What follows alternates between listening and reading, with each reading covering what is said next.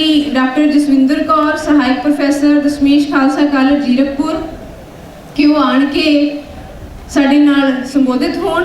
मैनूं ये खुशी है कि डॉक्टर जसविंदर कौर जी साडे ही विद्यार्थी ने ते गुरमत कॉलेज पटियाला तो पढ़ के साडे लई माण है।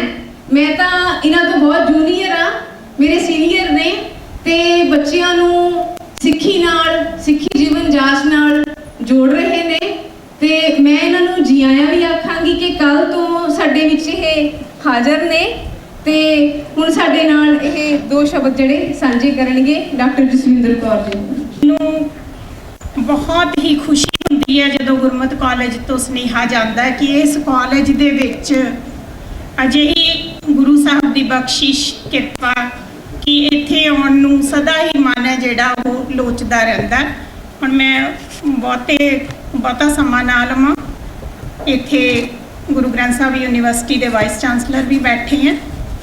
सारिਆਂ ਨੂੰ मैं एक बार फिर विद्यार्थियों ਨੂੰ फतेह की सांझ पाउणी है। वाहिगुरू जी का खालसा वाहिगुरू जी की फतेह। विद्वानां दे सामने बोलना औखा हुंदा है क्योंकि साडा कॉलेज है, असीं सिखियार्थी ही हाँ, विद्यार्थी ही हाँ।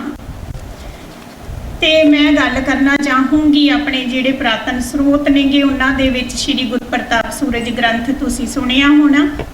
भाई संतोख सिंह जी किस तरह नाल बखियान करते हैं। गल तो यह है कि असीं कहने सिੱਖੀ का प्रचार नहीं हुंदा, प्रसार नहीं हुंदा, साडा अपना जीवन होना चाहिए, साडे बोलां विच मिठास होनी चाहिए है, साडे जीवन विच निमरता होनी चाहिए है। जो सानू गुरु साहब ने दस्सिया हैगा सांझ करीजा गुणा केरी छाड़ अवगुण चली है। जदों इस स्टेज ते असीं पहुंचांगे तां साडी कही गल दा भी मुੱਲ पैना शुरू होना। सो भाई संतोख सिंह जी तुसीं उन्हां दे बखियान तो जां उन्हां दी लिखत तो अंदाज़ा ला सकदे हो कि किवें ओह किड्डी वड्डी शख्सियत सन, बहुपक्षी शख्सियत दे ओह मालक ने। ज़्यादा विस्तार च उन्हां दे जीवन बारे मैं नहीं जाना, मैनूं 10 मिनट मिले नेगे, मैं 2-4 गल्लां उन्हां दे जीवन दियां गुरु ग्रंथ साहब बारे ओह लिखदे ने, उन्हां दे वडप्पन दी गल करदे ने, उही मैं जिक्र करना चाहांगी। उन्हां दे बोलां विच किन्नी ताकत है कि किन्ने किन्ने घंटे वो सिमरन करन तो बाद अपनी लिखत है जिहड़ी वो लिखना शुरू करते हैं। उन्हां दे दिल की रीझ है कि मैं गुरु जस लिख सकां, मेरी जिंदगी है जिहड़ी वो सफल हो जे, गुरु दे लेखे लग जावे। साधन बहुत सीमित ने ते वाहिगुरू वल्लों उन्हां ते अपार बख्शिश है कि गुरु साहब उन्हां नूं साधन जटाउंदे ने, साधन जुटते ने। 3 राजियां की सरप्रस्ती हासिल होंदी है उन्होंने, ठीक है। बुढ़िया दे सरदार भगवान सिंह, उस तो बाद पटियाले दे राजा सरदार करम सिंह, उस तो बाद कैथल दे राजा उदय सिंह की सरप्रस्ती के अधीन वो अपना जिहड़ा गुरु जस लिखण दे विच सफल होंदे ने। बहुत औकड़ां आउंदियां नेगियां जीवन दे विच, खड़ोत पैंदी है। जदों असीं किसी चंगे काम लई तुरदे हां तां बहुत खड़ोत पैंदी है काम दे विच। जेकर असीं गुरु दा आसरा तकीए तो वो खड़ोतां भी दूर हो जांदियां ने। सो उन्हां ने इह वड्डे कारज नूं आरंभिया। उन्हां तो पहलां जिन्ने भी साडे कोले स्रोत मिलदे ने उन्हां विच गुरु साहब दा जीवन तां मिलदा है बच्चों, पर सारा एक थां ते नहीं मिलदा। उन्हां दी रीझ सीगी कोई एक थां ते गुरु जस जिहड़ा हैगा मिले, गुरु की वडियाई करना चाहते ने। जे दूसरी गल मैं करा तो वो चाहते हैं कि गुरु का जस महलों तो लैके झुग्गियां तक, झुग्गियां तो महलों तक पहुँचे। कहते जिवें सूरज की रोशनी सब तो पहला झुग्गी दे विच आउंदी है, महलों दे विच बाद विच जांदी है। सो उन्होंने गुरु का जस लिखिया। गुरु अर्जन देव पातशाह हुण ग्रंथ साजण की तरतीब बनाते हैं, विऊंतबंदी बना रहे हैं, एकांत थां चुनते हैं। भाई साहब किमें लिखते हैं तुसीं देखिया होगा कि उन्हां दी लिखत नूं जदों गुरुद्वारा साहब इतिहासक गुरुद्वारियां विच शाम नूं कथा की जाती है, अमृत वेले श्री गुरु ग्रंथ साहब की कथा की जाती है तो शाम नूं गुर इतिहास की कथा की जाती है। तो तुसीं अंदाज़ा ला सकते हो कि किन्नी क संगत है जिहड़ी वो गुरुद्वारा साहब विच जुड़दी है ते अगले प्रसंग की उत्सुकता उन्हां दे मनां विच हुंदी है कि कल की होएगा। अपने सारे रुझेवें छड्ड के जिन्हां नूं ओह रस पीण दी, गुरु जस सुणन दी ਲੱਤ ਲੱਗ ਜਾਂਦੀ ਹੈ, ਆਦਤ ਬਣ ਜਾਂਦੀ ਹੈ, ਉਹ ਆਪਣੇ ਸਾਰੇ ਰੁਝੇਵੇਂ ਛੱਡ ਕੇ ਟਾਈਮ ਨਾਲ ਗੁਰਦੁਆਰਾ ਸਾਹਿਬ ਪਹੁੰਚ ਕੇ ਸੰਗਤ ਕਰਦੇ ਨੇ ਤੇ ਉਹ ਗੁਰੂ ਦਾ ਜਸ ਸੁਣਦੇ ਨੇ। ਤੇ ਹੁਣ ਗੁਰੂ ਸਾਹਿਬ ਨੇ ਇਕਾਂਤ ਥਾਂ ਚੁਣ ਲਈ ਹੈ ਤੇ ਜੀ ਤੋਂ ਲਿਖਵਾਉਣੀ ਹੈ ਉਹ ਵੀ ਚੁਣ ਲਿਆ, ਭਾਈ ਗੁਰਦਾਸ ਜੀ। ਗੁਰੂ ਸਾਹਿਬ ਆਪਣਾ ਗ੍ਰੰਥ ਰਚਣ ਦਾ ਮਨੋਰਥ ਵੀ ਦੱਸਦੇ ਨੇ ਤੇ ਭਾਈ ਸਾਹਿਬ ਉਸ ਨੂੰ ਕਿਸ ਤਰ੍ਹਾਂ ਬਿਆਨ ਕਰਦੇ ਨੇ। ਇਮ ਇਕਾਕੀ ਹਵੈ ਗੁਰਪੂਰੇ, ਤਬ ਗੁਰਦਾਸ ਹਕਾਰ ਹਦੂਰੇ, ਨਿਕਟ ਬੁਲਾਏ ਮਨੋਰਥ ਭਾਖਾ। ਇਹਨਾਂ ਪੰਕਤੀਆਂ ਤੇ ਧਿਆਨ ਦਿਓ, ਨਿਕਟ ਬੁਲਾਏ ਮਨੋਰਥ ਭਾਖਾ। ਹੁਣ ਗ੍ਰੰਥ ਰਚਨ ਦਾ ਉਦੇਸ਼ ਦੱਸਦੇ ਨੇ। ਸੁਣ ਭਾਈ ਹਮਰੀ ਅਭਿਲਾਖਾ, ਕਹਿੰਦੇ ਭਾਈ ਗੁਰਦਾਸ ਜੀ ਸਾਡੀ ਜੋ ਇੱਛਾ ਹੈਗੀ ਆ ਉਹਨੂੰ ਸੁਣਨਾ ਕਰੋ। ਤੇ ਦੂਸਰੀ ਗੱਲ ਜਿਹੜੀ ਹੈਗੀ ਆ, ਗ੍ਰੰਥ ਵੀ ਦੇਖੋ ਕਿਹਦੇ ਵਿੱਚ ਰਚਨ ਦੀ ਉਹ ਕਰਦੇ ਨੇ ਗੁਰੂ ਸਾਹਿਬ, ਗੁਰਮੁਖੀ ਅੱਖਰਾਂ ਦੇ ਵਿੱਚ।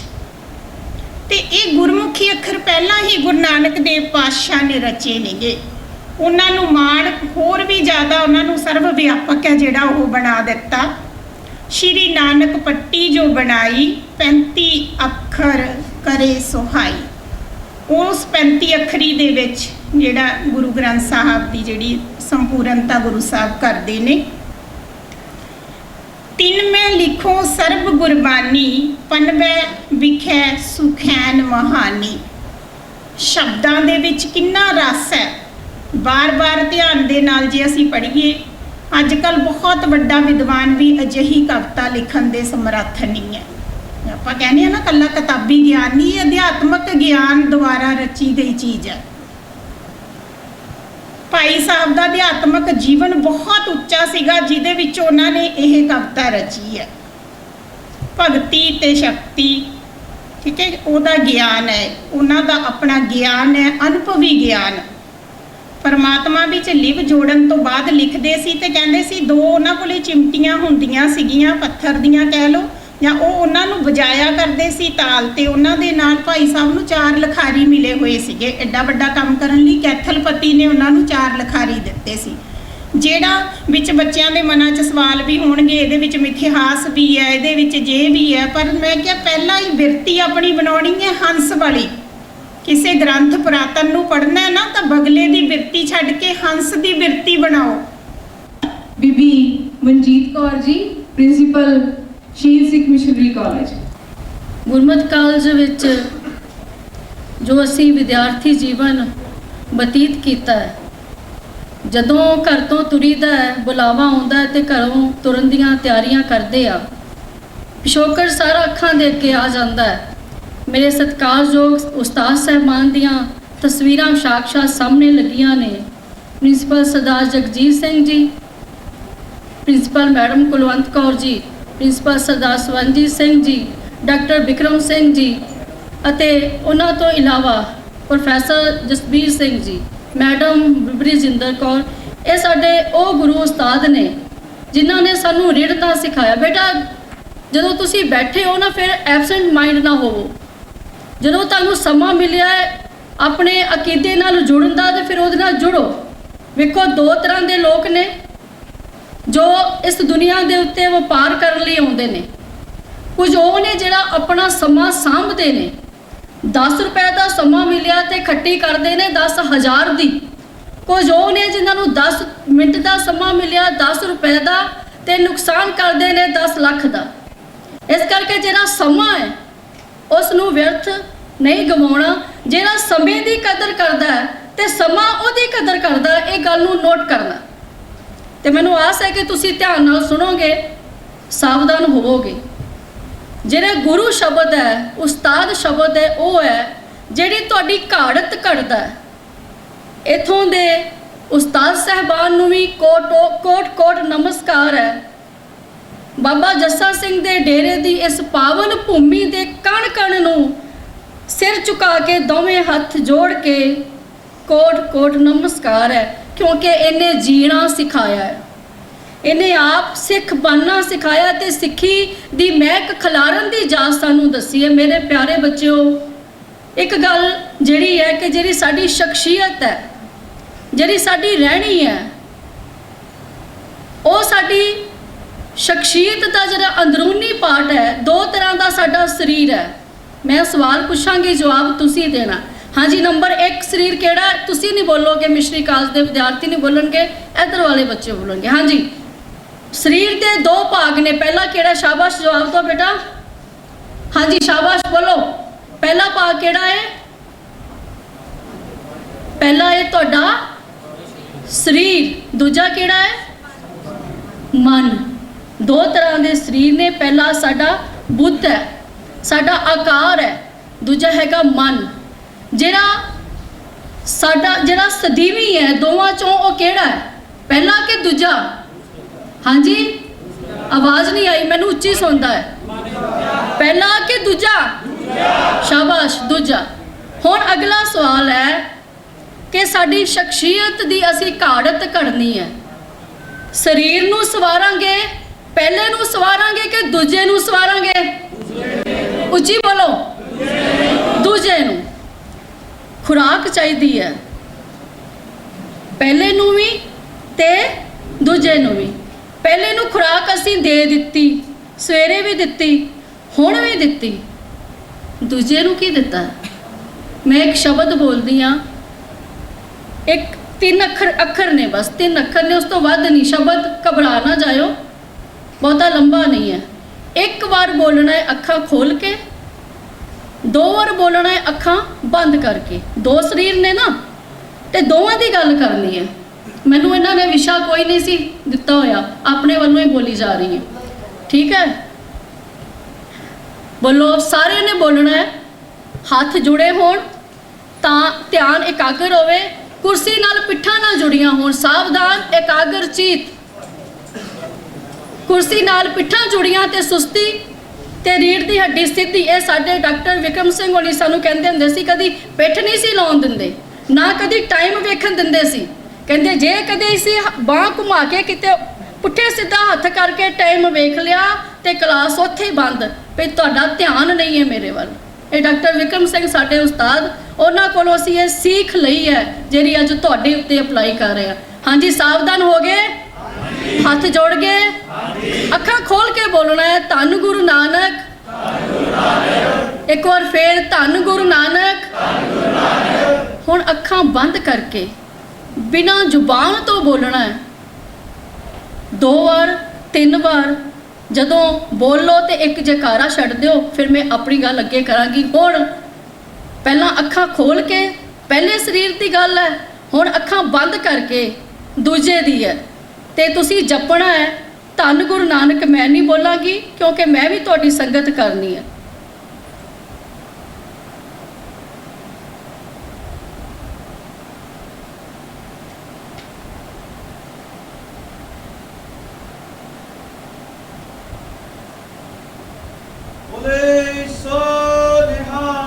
ਸਤਿ ਸ੍ਰੀ ਅਕਾਲ।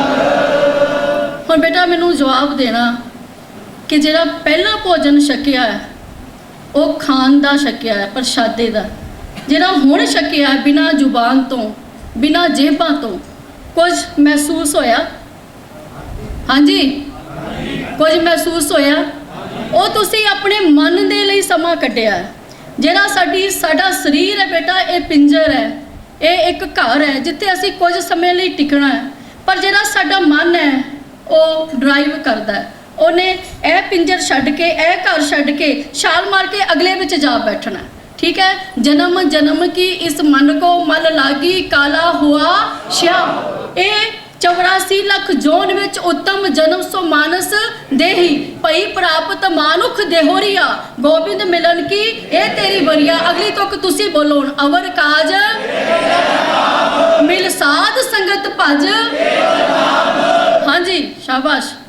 अवर काज तेरे किते ना काम। ਇਹਦਾ मतलब ये नहीं कि ਵਿਹਲੇ हो के बैठ जाना बेटा। गल है शख्सियत दी, गल है अपनी शख्सी घड़न दी। दो तरह की रहनी साड़ी मन्नी गई है। एक है शख्सी रहनी, एक है पंथक रहनी।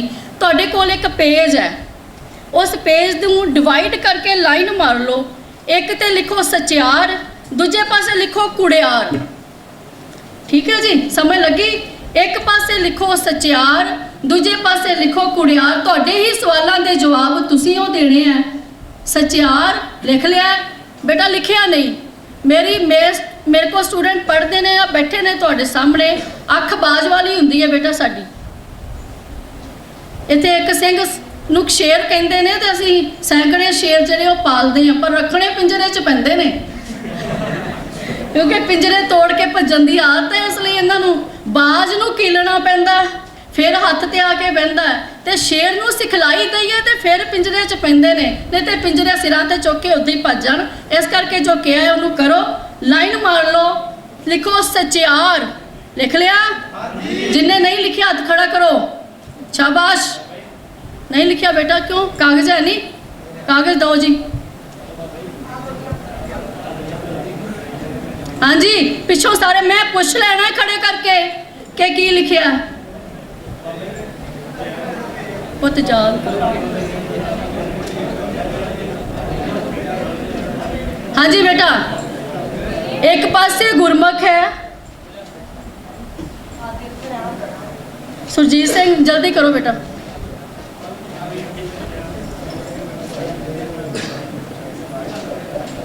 ਹਾਂਜੀ, ਲਾਈਨਾਂ ਮਾਰ ਲੀਆਂ? ਨਹੀਂ, 5 ਮਿੰਟ ਬਸ। ਇੱਕ ਪਾਸੇ ਬੇਟਾ ਸਚਿਆਰ ਹੈ, ਦੂਜੇ ਪਾਸੇ ਕੁੜਿਆਰ ਹੈ। ਇੱਕ ਪਾਸੇ ਗੁਰਮੁਖ ਹੈ, ਦੂਜੇ ਪਾਸੇ ਮਨਮੁਖ ਹੈ। ਹੁਣ ਇਹ ਤੁਸੀਂ ਆਪਣਾ ਘਰ ਬਣਾਉਣਾ ਹੈ, ਠੀਕ ਹੈ? ਇੱਕ ਪਾਸੇ ਸਵਰਗ ਹੈ ਤੇ ਦੂਜੇ ਪਾਸੇ ਨਰਕ ਹੈ। ਇੱਕ ਪਾਸੇ ਤੁਸੀਂ ਆਪਣਾ ਸਮਾਜ ਸਿਰਜਣਾ ਹੈ। ਇੱਕ ਪਾਸੇ ਗੁਰੂ ਨਾਨਕ ਸਾਹਿਬ ਜੀ ਦਾ ਪੰਥ ਹੈ ਤੇ ਦੂਜੇ ਪਾਸੇ ਅਣਮਤੀਆਂ ਦਾ ਪੰਥ ਹੈ, ਠੀਕ ਹੈ? ਇਹ ਜਿਹੜੇ ਦੋ ਖਾਨੇ ਨੇ, ਤੁਹਾਨੂੰ 3 ਐਗਜ਼ਾਮਪਲ ਮੈਂ ਦੇ ਦਿੱਤੀਆਂ। ਜਿਹੜਾ ਅੰਮ੍ਰਿਤ ਵੇਲੇ ਉੱਠਦਾ ਹੈ ਉਹ ਕੁੜਿਆਰੀ ਆ, ਮਨਮੁਖਾ ਕੇ ਗੁਰਮੁਖਾ। ਲਿਖੋ ਪਹਿਲੇ ਨੰਬਰ ਤੇ ਕੀ? ਅੰਮ੍ਰਿਤ ਵੇਲਾ, ਸੱਚ ਨਾਓ, ਵਡਿਆਈ ਵਿਚਾਰ, ਠੀਕ ਹੈ? ਜਿਹੜਾ ਅੰਮ੍ਰਿਤ ਵੇਲੇ ਉੱਠਦਾ ਉਹ ਕੌਣ ਹੈ? ਮਨਮੁਖ। ਹਾਂਜੀ, ਕੌਣ ਹੈ? ਤੁਸੀਂ ਕੀ ਬਣਨਾ ਹੈ? ਕੀ ਬਣਨਾ ਹੈ? ਬਹੁਤ ਬਹੁਤ ਧੰਨਵਾਦ ਪ੍ਰਿੰਸੀਪਲ ਮਨਜੀਤ ਕੌਰ ਜੀ ਦਾ।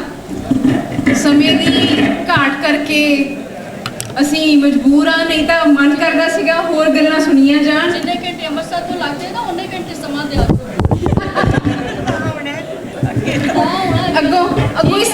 ਅੱਗੋਂ ਇਸ ਗੱਲ ਦਾ ਧਿਆਨ ਰੱਖਿਆ ਜਾਏਗਾ। ਮੈਂ ਅੱਗੇ ਬੇਨਤੀ ਕਰਦੀ ਹਾਂ ਡਾਕਟਰ ਪਰਮਵੀਰ ਸਿੰਘ ਜੀ ਨੂੰ ਕਿ ਉਹ ਆ ਕੇ ਸਾਡੇ ਨਾਲ ਆਪਣੇ ਸ਼ਬਦ ਸਾਂਝੇ ਕਰਨ। 3 ਦਿਨ ਦਾ ਗੁਰਮਤਿ ਕੈਂਪ ਆਯੋਜਿਤ ਕੀਤਾ ਗਿਆ ਗੁਰਮਤਿ ਕਾਲਜ ਪਟਿਆਲਾ ਵਿਖੇ। ਇਹ ਇਸੇ ਤਰ੍ਹਾਂ ਹੀ ਹੈ ਜਿਵੇਂ ਅਸੀਂ ਕਦੇ-ਕਦੇ ਅੰਮ੍ਰਿਤਸਰ ਇਸ਼ਨਾਨ ਕਰਨ ਚੱਲ ਜਾਂਦੇ ਹਾਂ। ਵਿਦਿਆਰਥੀਆਂ ਨੂੰ ਕੈਂਪਸ ਦੇ ਰਿਸ਼ਤੇ ਤੋਂ ਦੇਖਣੇ ਸਮਝਣੇ ਚਾਹੀਦੇ ਨੇ। ਤੇ ਜਦੋਂ ਅਸੀਂ ਜਾਂਦੇ ਹਾਂ ਅੰਮ੍ਰਿਤਸਰ ਤਾਂ ਸਾਡੇ ਮਨ ਵਿੱਚ ਜਿੰਨੀ ਖੁਸ਼ੀ, ਜਿੰਨਾ ਜੋਸ਼, ਜਿੰਨਾ ਉਤਸ਼ਾਹ ਹੁੰਦਾ ਹੈ, ਉਨਾ ਹੀ ਇਹਨਾਂ ਕੈਂਪਾਂ ਦੇ ਵਿੱਚ ਆ ਕੇ ਵਿਦਿਆਰਥੀਆਂ ਦੇ ਵਿੱਚ ਦੇਖਣ ਨੂੰ ਮਿਲਦਾ ਹੈ। ਉਹ ਇਸ ਕਰਕੇ ਕਿ ਅਸੀਂ ਵਿੱਦਿਆ ਪ੍ਰਾਪਤ ਕਰ ਰਹੇ ਹਾਂ, ਸੈੱਟ ਸਿਸਟਮ ਹੈ ਉੱਥੇ ਕਿ ਇੰਨੇ ਵਜੇ ਉੱਠਣਾ ਹੈ, ਇੰਨੇ ਵਜੇ ਕਲਾਸ 'ਚ ਜਾਣਾ ਹੈ, ਇੰਨੇ ਪ੍ਰਸ਼ਾਦਾ ਛਕਣਾ ਤੇ ਇੰਨੇ ਵਜੇ ਨਿਤਨੇਮ ਕਰਨਾ ਤੇ ਉਸ ਤੋਂ ਬਾਅਦ ਸੌ ਜਾਣਾ। ਅਸੀਂ ਸਵੇਰੇ ਫਿਰ ਉੱਠ ਜਾਣਾ। ਉਹ ਇੱਕ ਰੂਟੀਨ ਬਣਿਆ ਹੁੰਦਾ। ਤੇ ਇਸ ਕਰਕੇ ਜਿਹੜੀਆਂ ਕਿਤਾਬਾਂ ਪੜ੍ਹਦੇ ਹਾਂ ਅਸੀਂ, ਕਿਉਂਕਿ ਵਿਦਿਆਰਥੀਆਂ ਨੂੰ ਕਿਤਾਬ ਪੜ੍ਹਨੀ ਬਹੁਤ ਜ਼ਰੂਰੀ ਹੁੰਦੀ ਹੈ। 10 ਸਾਲ ਕਿਤਾਬਾਂ ਪੜ੍ਹੀ ਜਾਓ, ਉਹ ਗੱਲ ਦਾ ਅਸਰ ਨਹੀਂ ਹੁੰਦਾ, ਉਨੀ ਗੱਲ ਸਮਝ ਨਹੀਂ ਆਉਂਦੀ ਜਿੰਨੀ ਗੱਲ ਤੁਸੀਂ 1 ਸਾਲ ਘੁੰਮ ਲਓ, 1 ਸਾਲ ਜਿਹੜੀ ਹੈ ਗੇੜੀ ਲਾ ਲਓ ਦੁਨੀਆ ਦੀਆਂ ਉਹਨਾਂ ਸਥਾਨਾਂ ਦੇ ਉੱਤੇ ਜਿਹਦੇ ਨਾਲ ਤੁਹਾਡੀਆਂ ਜੜ੍ਹਾਂ ਜੁੜੀਆਂ ਹੋਈਆਂ ਨੇ। ਉਹ ਸਥਾਨਾਂ ਦੇ ਉੱਤੇ ਜਾ ਕੇ ਜੋ ਤੁਸੀਂ ਜਾ ਕੇ ਵਿਜ਼ਿਟ ਕਰੋਗੇ, ਉਹਨਾਂ ਸਥਾਨਾਂ ਦੇ ਉੱਤੇ ਜਾ ਕੇ ਨਵੇਂ ਤਰ੍ਹਾਂ ਦਾ ਐਕਸਪੀਰੀਅੰਸ, ਨਵੀਂ ਤਰ੍ਹਾਂ ਦੀ ਊਰਜਾ, ਨਵੀਂ ਤਰ੍ਹਾਂ ਦੀ ਸਾਖੀਆਂ। ਇੱਕ ਸਾਖੀਆਂ ਹੁਣ ਜਿਹੜੀ ਸਾਨੂੰ ਕਿਤਾਬਾਂ ਰਾਹੀਂ ਸਾਡੇ ਕੋਲ ਆਉਂਦੀਆਂ ਨੇ, ਇੱਕ ਸਾਖੀ ਉਹ ਹੁੰਦੀ ਜਿਹੜੀ ਸਾਨੂੰ ਲੋਕਾਂ ਦੇ ਵਿੱਚੋਂ ਮਿਲਦੀ ਹੈ ਸੁਣਨ ਨੂੰ। ਸਥਾਨਕ ਟ੍ਰੈਡੀਸ਼ਨ ਕੀ ਕਹਿ ਰਹੀ ਹੈ, ਲੋਕਲ ਟ੍ਰੈਡੀਸ਼ਨ ਕੀ ਕਹਿ ਰਹੀ, ਕਿ ਲੋਕਲ ਟ੍ਰੈਡੀਸ਼ਨ ਨੇ ਇਸ ਗੱਲ ਨੂੰ ਕਿਵੇਂ ਸਮਝਿਆ ਹੋਇਆ। ਉਹ ਗੱਲ ਜਿਵੇਂ ਸਮਝਾ ਦਿੰਦੇ ਨੇ, ਉਹ ਗੱਲ ਸਾਰੀ ਜ਼ਿੰਦਗੀ ਨਹੀਂ ਭੁੱਲ ਸਕਦੀ। ਮੈਨੂੰ ਮੌਕਾ ਮਿਲਿਆ ਕਈ ਜਗ੍ਹਾ ਜਾਣ ਦਾ। ਇੱਕ ਛੋਟੀ ਜਿਹੀ ਗੱਲ ਤੁਹਾਡੇ ਨਾਲ ਸਾਂਝੀ ਕਰਦਾ ਹੈ। ਕਿ ਬੱਚਿਆਂ ਦੇ ਵਿੱਚ ਪ੍ਰੇਰਨਾ ਪੈਦਾ ਕਰਨੀ ਹੈ ਕਿ ਉਹ ਗੁਰੂ ਵਾਲੇ ਬਣਨ। ਕਿਵੇਂ ਪੈਦਾ ਕਰਦੇ ਨੇ?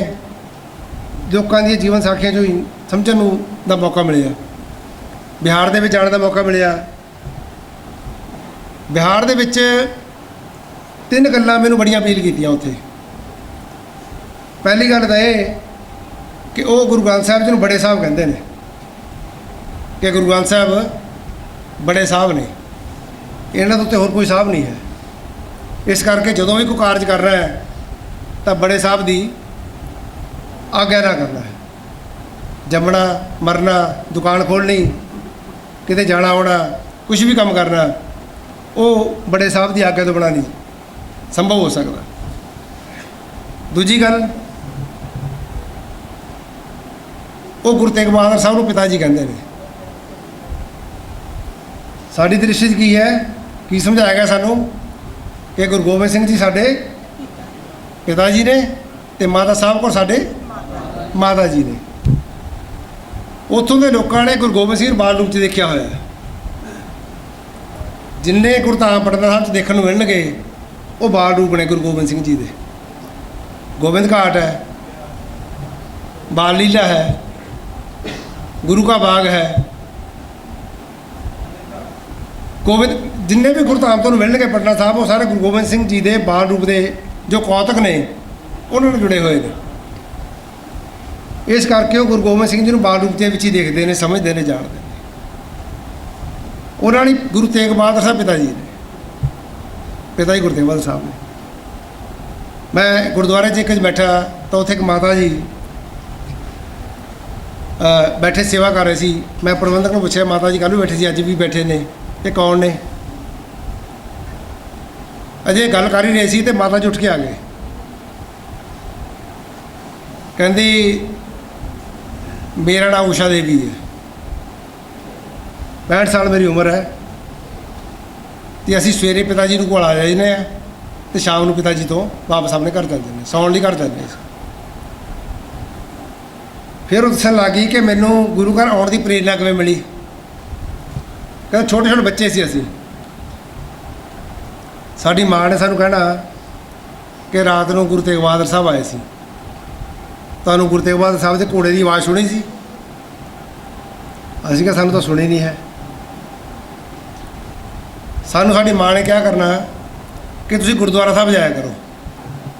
ਜਿਹੜੇ ਬੱਚੇ ਗੁਰਦੁਆਰਾ ਸਾਹਿਬ ਜਾਂਦੇ ਨੇ ਉਹਨਾਂ 'ਤੇ ਗੁਰੂ ਸਾਹਿਬ ਕਿਰਪਾ ਕਰਦੇ ਅਤੇ ਉਹਨਾਂ ਨੂੰ ਗੁਰੂ ਸਾਹਿਬ ਦੇ ਘੋੜੇ ਦੀ ਆਵਾਜ਼ ਸੁਣਦੀ ਹੈ। ਅਸੀਂ ਗੁਰਦੁਆਰੇ ਜਾਣ ਲੱਗੇ, ਕੁਝ ਦਿਨ ਲੰਘੇ ਤਾਂ ਸਾਨੂੰ ਸਾਡੀ ਮਾਂ ਨੇ ਫਿਰ ਪੁੱਛਿਆ ਕਿ ਗੁਰੂ ਤੇਗ ਬਹਾਦਰ ਸਾਹਿਬ ਦੇ ਦਰਸ਼ਨ ਹੋਏ ਰਾਤੀ, ਘੋੜੇ ਦੀ ਆਵਾਜ਼ ਸੁਣਾਈ ਦਿੱਤੀ ਉਹਨਾਂ ਦੇ? ਅਸੀਂ ਕਿਹਾ ਸਾਨੂੰ ਤਾਂ ਸੁਣੀ ਨਹੀਂ ਹੈ। ਤਾਂ ਸਾਡੀ ਮਾਂ ਨੇ ਪੁੱਛਿਆ, ਕਹਿੰਦੀ ਵੀ ਤੁਸੀਂ ਗੁਰਦੁਆਰਾ ਸਾਹਿਬ ਗਏ ਸੀ? ਕਹਿੰਦੇ ਸੀ ਕਿ ਗਏ ਸੀ। ਤੁਸੀਂ ਉੱਥੇ ਜਾ ਕੇ ਪ੍ਰਸ਼ਾਦ ਲਿਆ ਸੀ? ਅਸੀਂ ਕਿ ਪ੍ਰਸ਼ਾਦ ਨਹੀਂ ਲਿਆ, ਮੱਥਾ ਲੈ ਕੇ ਮੁੜੇ ਆਉਂਦੇ ਸੀ ਵਾਪਸ। ਕਿ ਸਾਡੀ ਮਾਂ ਨੇ ਕਿਹਾ ਗੁਰਦੁਆਰੇ ਜਾਣਾ, ਪ੍ਰਸ਼ਾਦ ਲੈ ਕੇ ਆਉਣਾ। ਉਹ ਦਿਨ ਅਤੇ ਅੱਜ ਦਾ ਦਿਨ ਇਸੇ ਸ਼ਹਿਰ 'ਚ ਰਹੇ, ਇੱਥੇ ਹੀ ਵਿਆਹ ਹੋਇਆ, ਬੱਚੇ ਹੋਏ, ਬੱਚੇ ਵਿਆਹੇ ਗਏ ਅਤੇ ਅਸੀਂ ਗੁਰਦੁਆਰਾ ਸਾਹਿਬ ਨਹੀਂ ਛੱਡਿਆ। ਜੰਮਣੇ ਮਰਨੇ ਰਿਸ਼ਤੇਦਾਰ ਸਭ ਗੁਰਦੁਆਰਾ ਸਾਹਿਬ ਮਿਲਣ ਆਉਂਦੇ ਨੇ। ਇਸ ਤਰ੍ਹਾਂ ਦੀ ਸਿੱਖੀ ਜਿਹੜੀ ਹੈ, ਦਰਸ਼ਨ ਕਰਨ ਦਾ ਮੌਕਾ ਮਿਲਿਆ ਉਹਨਾਂ ਇਲਾਕਿਆਂ ਦੇ ਵਿੱਚ ਜਿਹਨਾਂ ਨੂੰ ਅਸੀਂ ਕਹਿੰਦੇ ਕਿ ਬੜੇ ਪਛੜੇ ਹੋਏ ਲੋਕ ਨੇ। ਤੀਜੀ ਗੱਲ ਜਿਹੜੀ ਬੜੀ ਇੰਪੋਰਟੈਂਟ ਸੀ ਮੇਰੇ ਲਈ, ਉਹ ਸੀ ਕਿ ਸਵੇਰੇ ਸਵੇਰੇ ਇੱਕ ਬੱਚਾ ਆਇਆ ਛੋਟਾ ਜਿਹਾ, ਉਹਨੂੰ ਪੁੱਛਿਆ ਬੇਟੇ ਤੇਰਾ ਨਾਂ ਕੀ ਹੈ? ਕਹਿੰਦਾ ਮੇਰਾ ਸਰਦਾਰ ਫਲਾਣਾ ਸੀ। ਫਿਰ ਇੱਕ ਹੋਰ ਆਇਆ, ਉਹਨੂੰ ਪੁੱਛਿਆ ਤੁਹਾਡਾ ਨਾਂ ਕੀ ਹੈ? ਮੇਰਾ ਸਰਦਾਰ ਫਲਾਣਾ ਸੀ। ਉਹ ਆਪਣੇ ਨਾਂ ਦੇ ਕੇ ਸਰਦਾਰ ਜ਼ਰੂਰ ਲਾਉਂਦੇ ਨੇ। ਕਿਉਂ? ਕਿਉਂਕਿ ਸਰਦਾਰੀਆਂ ਗੁਰੂ ਗੋਬਿੰਦ ਸਿੰਘ ਜੀ ਨੇ ਬਖਸ਼ੀਆਂ ਨੇ। ਕਹਿੰਦੇ ਸਾਨੂੰ ਅਸੀਂ ਆਪਣੇ ਨਾਂ ਦੇ ਨਾਲ ਸਿੱਖੀ ਨੂੰ ਤੇ ਮਾਣ ਨਹੀਂ ਕਰਦੇ ਹਾਂ, ਆਪਣੀ ਸਰਦਾਰੀ ਤੇ ਮਾਣ ਨਹੀਂ ਕਰਦੇ, ਉਹ ਮਾਣ ਕਰਦੇ ਨੇ ਸਰਦਾਰੀ ਦੇ ਆਪਣੇ। ਇਹ ਗੱਲਾਂ ਜਿਹੜੀਆਂ ਨੇ ਇਹ ਲੋਕਲ ਟ੍ਰੈਡੀਸ਼ਨ ਦੇ ਵਿੱਚ ਪਈਆਂ ਨੇ, ਲੋਕਲ ਟ੍ਰੈਡੀਸ਼ਨ 'ਚੋਂ ਦੇਖਣ ਨੂੰ ਮਿਲਦੀਆਂ ਨੇ। ਲੋਕਲ ਟ੍ਰੈਡੀਸ਼ਨ 'ਚੋਂ ਹੀ ਇਹਨਾਂ ਦਾ ਆਨੰਦ ਲਿਆ ਜਾ ਸਕਦਾ ਹੈ, ਉਹ ਕਿਤਾਬਾਂ ਪੜ੍ਹ ਕੇ ਹਾਸਲ ਨਹੀਂ ਹੁੰਦੀਆਂ ਕਦੇ ਵੀ। ਇਸੇ ਤਰ੍ਹਾਂ ਹੀ ਜਦੋਂ ਬੰਗਲਾਦੇਸ਼ ਜਾਣ ਦਾ ਮੌਕਾ ਮਿਲਿਆ ਤਾਂ ਉੱਥੇ ਪਤਾ ਲੱਗਿਆ ਕਿ ਬੰਗਲਾਦੇਸ਼ ਆਜ਼ਾਦ ਕਰਾਇਆ ਸਿੱਖਾਂ ਨੇ ਹਿੰਦੁਸਤਾਨ ਦੀ ਸਰਕਾਰ ਨੇ ਜਾ ਕਰਾਇਆ ਸੀ। ਪਰ ਜਿਹੜੀ ਉੱਥੇ ਫੌਜ ਭੇਜੀ ਗਈ ਸੀ ਉਹ 80% ਤੋਂ ਜ਼ਿਆਦਾ ਸਿੱਖ ਸੀਗੇ ਉਸ ਫੌਜ ਦੇ ਵਿੱਚ। ਸਾਰੇ ਗੁਰਦੁਆਰਿਆਂ ਦੇ ਉੱਤੇ ਕਬਜ਼ੇ ਹੋ ਗਏ ਸੀ ਤੇ ਇਹ ਪਤਾ ਲੱਗਿਆ ਕਿ ਉਹ ਆਜ਼ਾਦੀ ਮਿਲੀ ਕਿਵੇਂ। ਉਹ ਸੀ ਕਿ ਜਿਹੜੀ ਉਹ ਈਸਟ ਪਾਕਿਸਤਾਨ ਸੀਗਾ, ਇੱਧਰ ਵੈਸਟ ਪਾਕਿਸਤਾਨ ਸੀਗਾ। ਈਸਟ ਪਾਕਿਸਤਾਨ ਜਿਹੜਾ ਬਾਅਦ ਵਿੱਚ ਬੰਗਲਾਦੇਸ਼ ਬਣ ਗਿਆ ਸੀ। ਈਸਟ ਪਾਕਿਸਤਾਨ ਦੇ ਵਿੱਚ ਵੈਸਟ ਪਾਕਿਸਤਾਨ ਦੀ ਜੋ ਐਡਮਿਨਿਸਟ੍ਰੇਸ਼ਨ ਸੀ ਜਿਹੜੀ ਇਹਨਾਂ ਦੀ ਉੱਥੇ ਚੱਲਦੀ ਸੀ। ਇਹਨਾਂ ਦੀ ਐਡਮਿਨਿਸਟ੍ਰੇਸ਼ਨ ਦੇ ਅੰਡਰ ਲੋਕਾਂ ਦੇ ਜ਼ੁਲਮ ਹੋਏ, ਔਰਤਾਂ ਦੀ ਬੇਪਤੀ ਹੋਈ। ਜਿਸ ਦਿਨ ਸਿੱਖ ਫੌਜਾਂ ਨੇ ਕਬਜ਼ਾ ਕੀਤਾ ਉੱਥੇ ਜਾ ਕੇ ਤਾਂ ਉਸ ਦਿਨ ਬੰਕਰਾਂ ਦੇ ਵਿੱਚੋਂ ਜਿਹੜੀਆਂ ਕੁੜੀਆਂ ਕੱਢੀਆਂ ਗਈਆਂ ਅਰਧ ਨਗਰ ਹਾਲ ਦੇ ਵਿੱਚ, ਸਿੱਖ ਫੌਜਾਂ ਨੇ ਉਹਨਾਂ ਨੂੰ ਦਸਤਾਰਾਂ ਪਾੜ ਕੇ ਦਿੱਤੀਆਂ ਬੰਕਰਾਂ ਦੇ ਵਿੱਚ, ਤਾਂ ਉਹ ਲਪੇਟ ਕੇ ਬਾਹਰ ਆਈਆਂ ਸੀ। ਜਿਸ ਕੌਮ ਦਾ ਕਰੈਕਟਰ ਖਤਮ ਹੋ ਜਾਏ, ਜਿਸ ਫੌਜ ਦਾ ਕਰੈਕਟਰ ਖਤਮ ਹੋ ਜਾਏ, ਉਹ ਫੌਜ ਕੇ ਜਿੱਤ ਨਹੀਂ ਪ੍ਰਾਪਤ ਕਰ ਸਕਦੀ। ਦੂਜੇ ਪਾਸੇ ਹੁਣ ਉਹ ਐਸਾ ਇਲਾਕਾ ਹੈ ਬੰਗਲਾਦੇਸ਼ ਬਣਿਆ ਬਾਅਦ ਦੇ ਵਿੱਚ 93,000 ਫੌਜ ਦੇ ਸਾਰੇ ਇਹ ਫਿਕਰ ਜਾਣਦੇ ਆ ਕਿ ਜਨਰਲ ਜਗਜੀਤ ਸਿੰਘ ਅਰੋੜਾ ਨੇ 93,000 ਫੌਜ ਤੋਂ ਸਰੈਂਡਰ ਕਰਵਾਇਆ ਸੀ। ਫੌਜ ਦੇ ਤਾਂ 5 ਬੰਦਿਆਂ ਤੋਂ ਸਰੈਂਡਰ ਕਰਾਉਣਾ ਔਖਾ ਹੋ ਜਾਂਦਾ ਹੈ, 93,000 ਬੰਦਿਆਂ ਤੋਂ ਫੌਜ ਦਾ ਸਰੈਂਡਰ ਕਰਵਾਇਆ ਸੀ। ਮੈਂ ਹੁਣ ਬੇਨਤੀ ਕਰਦੀ ਹਾਂ ਪ੍ਰੋਫੈਸਰ ਪ੍ਰਿਤਪਾਲ ਸਿੰਘ ਜੀ ਨੂੰ ਕਿ ਉਹ ਪ੍ਰਧਾਨਗੀ ਭਾਸ਼ਣ ਨਾਲ ਸਾਨੂੰ ਸਰਸ਼ਾਰ ਕਰਨ। Professor Pritpal Singh ji Shri Guru Granth Sahib world university ਦੇ ਵਾਈਸ ਚਾਂਸਲਰ ਨੇ। ਸਾਡੇ ਲਈ ਬੜੀ ਮਾਣ ਵਾਲੀ ਗੱਲ ਹੈ ਕਿ ਉਹ ਇੱਥੇ ਗੁਰਮਤਿ ਕਾਲਜ ਪਟਿਆਲਾ ਸਾਡੇ ਲਈ ਆਏ ਨੇ। ਪ੍ਰੋਫੈਸਰ ਪ੍ਰਿਤਪਾਲ ਸਿੰਘ ਜੀ। ਸੋ ਅੱਜ ਬਹੁਤ ਹੀ ਖੁਸ਼ੀ ਦੀ ਗੱਲ ਹੈ ਕਿ ਗੁਰਮਤਿ ਕਾਲਜ ਨੇ ਇਹ 3 ਦਿਨਾਂ ਜੋ ਗੁਰਮਤਿ ਸਿਖਲਾਈ ਕੈਂਪ ਲਗਾਇਆ ਹੈ, ਜਿਹਦੇ ਵਿੱਚ ਵਿਦਿਆਰਥੀਆਂ ਨੂੰ ਜੀਵਨ ਜਾਚ ਸਿਖਾਉਣ ਵਾਸਤੇ ਵੱਖ-ਵੱਖ ਵਿਦਵਾਨਾਂ ਨੂੰ ਦੇ ਰੂਬਰੂ ਤੁਹਾਨੂੰ ਕਰਵਾ ਰਹੇ ਹਨ। ਤੇ ਮੈਂ ਪਹਿਲਾਂ ਵੀ ਇੱਕ ਦਿਨ ਅਸੀਂ ਯੂਨੀਵਰਸਿਟੀ ਵਿੱਚ ਗੱਲ ਕਰ ਰਹੇ ਸੀ ਤਾਂ ਉੱਥੇ ਇਸ ਤਰ੍ਹਾਂ ਗੱਲ ਹੋ ਰਹੀ ਸੀ ਕਿ ਗੁਰਮਤਿ ਕਾਲਜ ਦੇ ਵਿੱਚ ਕੈਂਪ ਲੱਗਦੇ ਸੀ। ਸਾਡੇ ਕੁਝ ਪੁਰਾਣੇ ਟੀਚਰ ਬੈਠੇ ਸੀ, ਉਹ ਕਹਿੰਦੇ ਅਸੀਂ ਜਾਂਦੇ ਰਹੇ ਹਾਂ ਗੁਰਮਤਿ ਕਾਲਜ ਦੇ ਵਿੱਚ ਕੈਂਪ ਲਾਉਣ ਵਾਸਤੇ। ਤਾਂ ਇੱਕ ਬਹੁਤ ਹੀ ਵਧੀਆ ਉਪਰਾਲਾ ਹੈ। ਮੈਨੂੰ ਇਸ ਗੱਲ ਦਾ ਵੀ ਮਾਣ ਮਹਿਸੂਸ ਹੋ ਰਿਹਾ ਹੈ ਕਿ ਜਿਸ ਕਾਲਜ ਦੇ ਵਿੱਚ ਵੱਖ-ਵੱਖ ਵਿਦਵਾਨ ਜਿਹੜੇ ਬਹੁਤ ਹੀ ਸਿੱਖ ਪੰਥ ਦੇ ਸਰਮੌਰ ਵਿਦਵਾਨ ਸੀ, ਉਹ ਪ੍ਰਿੰਸੀਪਲ ਦੇ ਤੌਰ 'ਤੇ ਜਿਹਨਾਂ ਨੇ ਸੇਵਾ ਨਿਭਾਈਆਂ ਹਨ ਤੇ ਇਹਨਾਂ ਨੇ ਬਹੁਤ ਹੀ ਵੱਡੇ ਵਿਦਵਾਨ ਪੈਦਾ ਕੀਤੇ ਹਨ ਇਸ ਕਾਲਜ ਨੇ, ਤਾਂ ਉਸ ਕਾਲਜ ਦੇ ਵਿੱਚ ਆਉਣ ਦਾ ਮੈਨੂੰ ਸੁਭਾਗ ਪ੍ਰਾਪਤ ਹੋਇਆ ਹੈ। ਮੈਂ ਪਹਿਲਾਂ ਹੀ ਮਾਫੀ ਮੰਗ ਲੈਂਦਾ ਹਾਂ ਕਿ ਮੇਰਾ ਵਿਸ਼ਾ ਧਰਮ ਦੇ ਆਂਦਾ ਨਹੀਂ ਹੈ। ਜੇ ਕੋਈ ਗਲਤ ਗੱਲ ਹੋ ਜਾਏ ਤਾਂ ਮੈਨੂੰ ਮਾਫ ਕਰਨਾ, ਕਿਉਂਕਿ ਬਹੁਤ ਵੱਡੇ ਵਿਦਵਾਨ ਬੈਠੇ ਆ। ਸੋ ਮੈਂ ਇਹਨਾਂ ਦਾ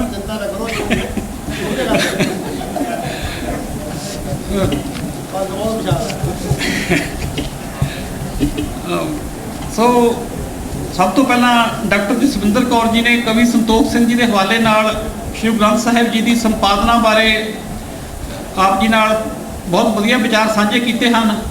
ਆਪ ਸਭ ਨੂੰ ਪਤਾ ਹੀ ਹੈ ਕਿ ਗੁਰੂ ਗ੍ਰੰਥ ਸਾਹਿਬ ਜੀ ਦੀ ਸੰਪਾਦਨਾ ਸ੍ਰੀ ਆਦਿ ਗ੍ਰੰਥ ਸਾਹਿਬ ਦੇ ਤੌਰ ਤੇ ਗੁਰੂ ਅਰਜਨ ਦੇਵ ਜੀ ਨੇ ਕੀਤੀ ਸੀ ਤੇ ਇਹ ਇੱਕ ਬਹੁਤ ਹੀ ਵੱਡੀ ਗੱਲ ਹੈ ਕਿ ਇੱਕ ਵਾਰ ਮੈਨੂੰ ਯਾਦ ਹੈ ਕਿ ਅਸੀਂ journalism and mass communication the board of study the meeting ਕਰਵਾ ਰਹੇ ਸੀ ਤਾਂ ਉੱਥੇ ਇੱਕ ਸਵਾਲ ਉੱਠਿਆ ਕਿ ਕਹਿੰਦੇ ਜਦੋਂ ਸੰਪਾਦਨਾ ਦੀ ਗੱਲ ਆ ਰਹੀ ਸੀ ਤਾਂ ਉੱਥੇ ਕਹਿੰਦੇ ਕਿ ਜਿੰਨੇ ਵੀ ਵਿਦਵਾਨ ਸੀ ਉਹ ਇੱਕਮਤ ਸੀ ਕਿ ਗੁਰੂ ਗ੍ਰੰਥ ਸਾਹਿਬ ਦੀ ਸੰਪਾਦਨਾ ਜਿਹੜੀ ਆ ਉਹ ਇੱਕ ਬਹੁਤ ਵੱਡਾ ਕਾਰਜ ਆ ਤੇ ਉਹਨੂੰ ਆਪਣੇ ਇੱਕ ਵਿਸ਼ੇ ਦੇ ਤੌਰ ਤੇ ਸ਼ਾਮਲ ਕਰਨਾ ਚਾਹੀਦਾ ਹੈ, ਕਿਉਂਕਿ ਗੁਰੂ ਗ੍ਰੰਥ ਸਾਹਿਬ ਦੀ ਸੰਪਾਦਨਾ ਦੇ ਵਿੱਚ ਗੁਰੂ ਅਰਜਨ ਦੇਵ ਜੀ ਨੇ ਇੰਨੀ ਖੂਬਸੂਰਤੀ ਨਾਲ ਸੰਪਾਦਨਾ ਕੀਤੀ ਹੈ ਕਿ ਇਹਦੇ ਵਿੱਚ ਅਸੀਂ ਕਿਤੇ ਰਲਗੱਡ ਨਹੀਂ ਕਰ ਸਕਦੇ ਕੁਝ ਵੀ।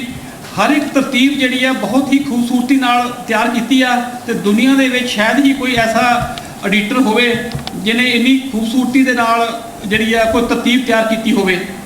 ਸੋ ਦੂਜੀ ਵੱਡੀ ਗੱਲ ਜਿਹੜੀ ਆ ਕਿ ਗੁਰੂ ਗ੍ਰੰਥ ਸਾਹਿਬ ਜੀ ਮੈਡਮ ਗੱਲ ਕਰ ਰਹੇ ਸੀ ਕਿ ਸਿੱਖਾਂ ਦੇ ਗ੍ਰੰਥ ਨਹੀਂ ਹਨ, ਇਹ ਪੂਰੇ ਦੁਨੀਆ ਦੇ ਗ੍ਰੰਥ ਹਨ। ਤੇ ਕਈ ਵਾਰ ਸਾਡੇ ਅੰਤਰਰਾਸ਼ਟਰੀ ਵਿਦਵਾਨ ਜਿਹੜੇ ਹੈਗੇ ਆ ਉਹ ਇਹ ਗੱਲ ਵੀ ਕਰਦੇ ਆ ਕਿ ਸਿੱਖਾਂ ਨੇ ਗੁਰੂ ਗ੍ਰੰਥ ਸਾਹਿਬ ਤੇ ਕਬਜ਼ਾ ਕਰ ਰੱਖਿਆ ਹੈ, ਇਹ ਗੁਰੂ ਗ੍ਰੰਥ ਸਾਹਿਬ ਦੀ ਗੱਲ ਬਾਹਰ ਨਹੀਂ ਜਾਣ ਦਿੰਦੇ।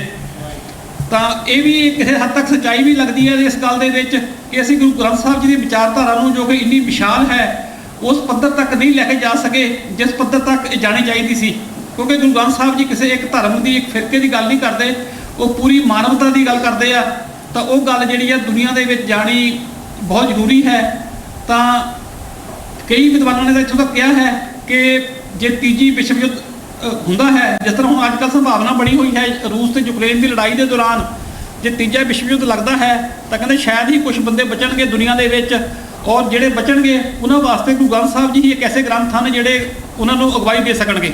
ਸੋ ਇਸ ਤਰ੍ਹਾਂ ਦੀ ਜਿਹੜੇ ਵਿਚਾਰ ਆ ਸਾਡੇ ਜਿਹੜੇ ਗੈਰ ਸਿੱਖ ਵਿਦਵਾਨ ਆ ਉਹਨਾਂ ਦੇ ਹਨ ਗੁਰੂ ਗ੍ਰੰਥ ਸਾਹਿਬ ਜੀ ਵਾਸਤੇ, ਤਾਂ ਇੱਕ ਸਾਡਾ ਫਰਜ਼ ਬਣਦਾ ਹੈ ਕਿ ਗੁਰੂ ਗ੍ਰੰਥ ਸਾਹਿਬ ਦੇ ਸੰਦੇਸ਼ ਨੂੰ ਅਸੀਂ ਦੁਨੀਆ ਦੇ ਕੋਨੇ-ਕੋਨੇ ਤੱਕ ਪਹੁੰਚਾਉਣ ਦੀ ਕੋਸ਼ਿਸ਼ ਕਰੀਏ, ਵੱਖ-ਵੱਖ ਭਾਸ਼ਾਵਾਂ ਦੇ ਵਿੱਚ, ਜਾਂ ਜਿਸ ਤਰ੍ਹਾਂ ਵੀ ਅਸੀਂ ਕਰ ਸਕਦੇ ਆ ਐਫਰਟਸ, ਅਸੀਂ ਉਹ ਐਫਰਟਸ ਕਰੀਏ ਤਾਂ ਕਿ ਗੁਰੂ ਗ੍ਰੰਥ ਸਾਹਿਬ ਜੀ ਦਾ ਸੰਦੇਸ਼ ਜਿਹੜਾ ਕਿ ਸਮੁੱਚੀ ਮਾਨਵਤਾ ਲਈ ਆ।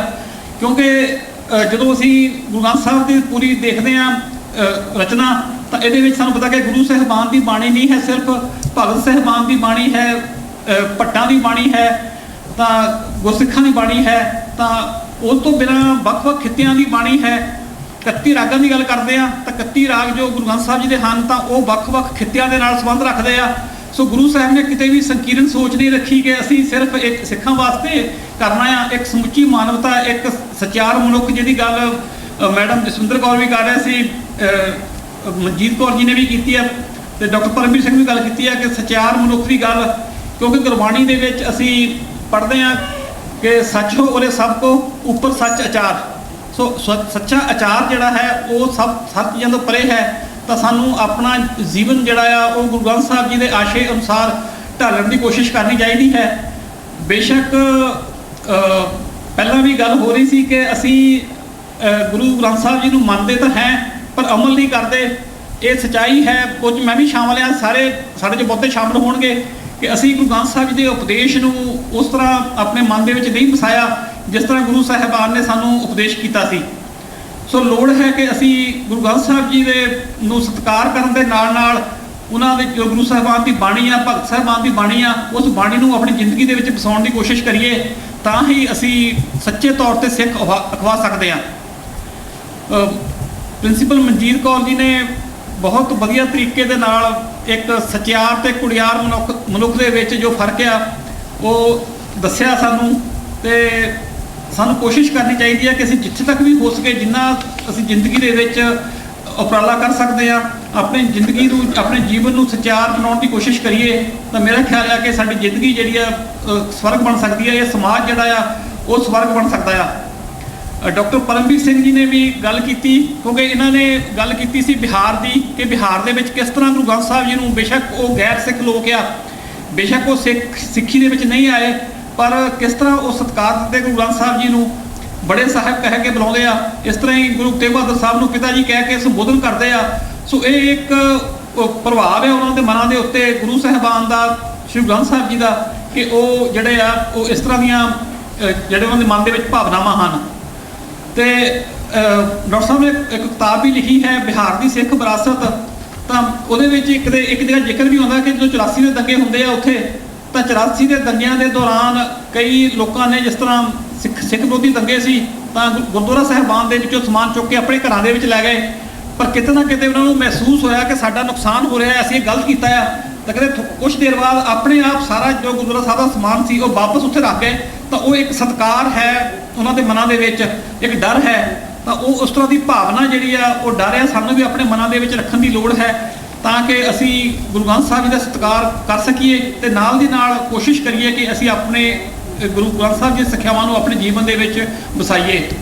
ਜਿਸ ਤਰ੍ਹਾਂ ਅਸੀਂ ਗੱਲ ਕਰਦੇ ਹਾਂ ਕਿ ਗੁਰਬਾਣੀ ਦੇ ਵਿੱਚ ਤਾਂ ਫਰਮਾਨ ਹੈ ਕਿ ਬਵਾਣੀਆਂ ਕਹਾਣੀਆਂ ਪੁੱਤ ਸਪੁੱਤ ਕਰੇਨ। ਅੱਜ ਭਾਸ਼ਣ ਅਤੇ ਕਵਿਸ਼ਰੀ ਦੇ ਮੁਕਾਬਲੇ ਹੋਣੇ ਨੇ। ਮੈਂ ਹੁਣ ਡਾਕਟਰ ਸਾਹਿਬ ਨੂੰ ਬੇਨਤੀ ਕਰਦੀ ਹਾਂ ਕਿ ਉਹ ਪਹੁੰਚੇ ਹੋਏ ਮਹਿਮਾਨਾਂ ਦਾ, ਵਿਦਵਾਨ ਵਕਤਿਆਂ ਦਾ ਧੰਨਵਾਦ ਕਰਨ। ਹੁਣ ਅੱਜ ਦੇ ਜਿਹੜੇ ਵਕਤਾ ਸੀਗੇ, ਪ੍ਰਿੰਸੀਪਲ ਮਨਜੀਤ ਕੌਰ, ਪ੍ਰਿੰਸੀਪਲ ਜਸਵਿੰਦਰ ਕੌਰ, ਦੇਖੋ ਇਹ ਹੈ ਵੀ ਨਾਲੇ ਮੇਰੇ ਗਰਾਈ ਨੇ, ਇਹ ਵਡਾਲਾ ਬਾਂਗਰ ਦੀ ਹੈ, ਮੇਰਾ ਪਿੰਡ ਵੀ ਉੱਥੇ ਲੱਗ ਗਿਆ।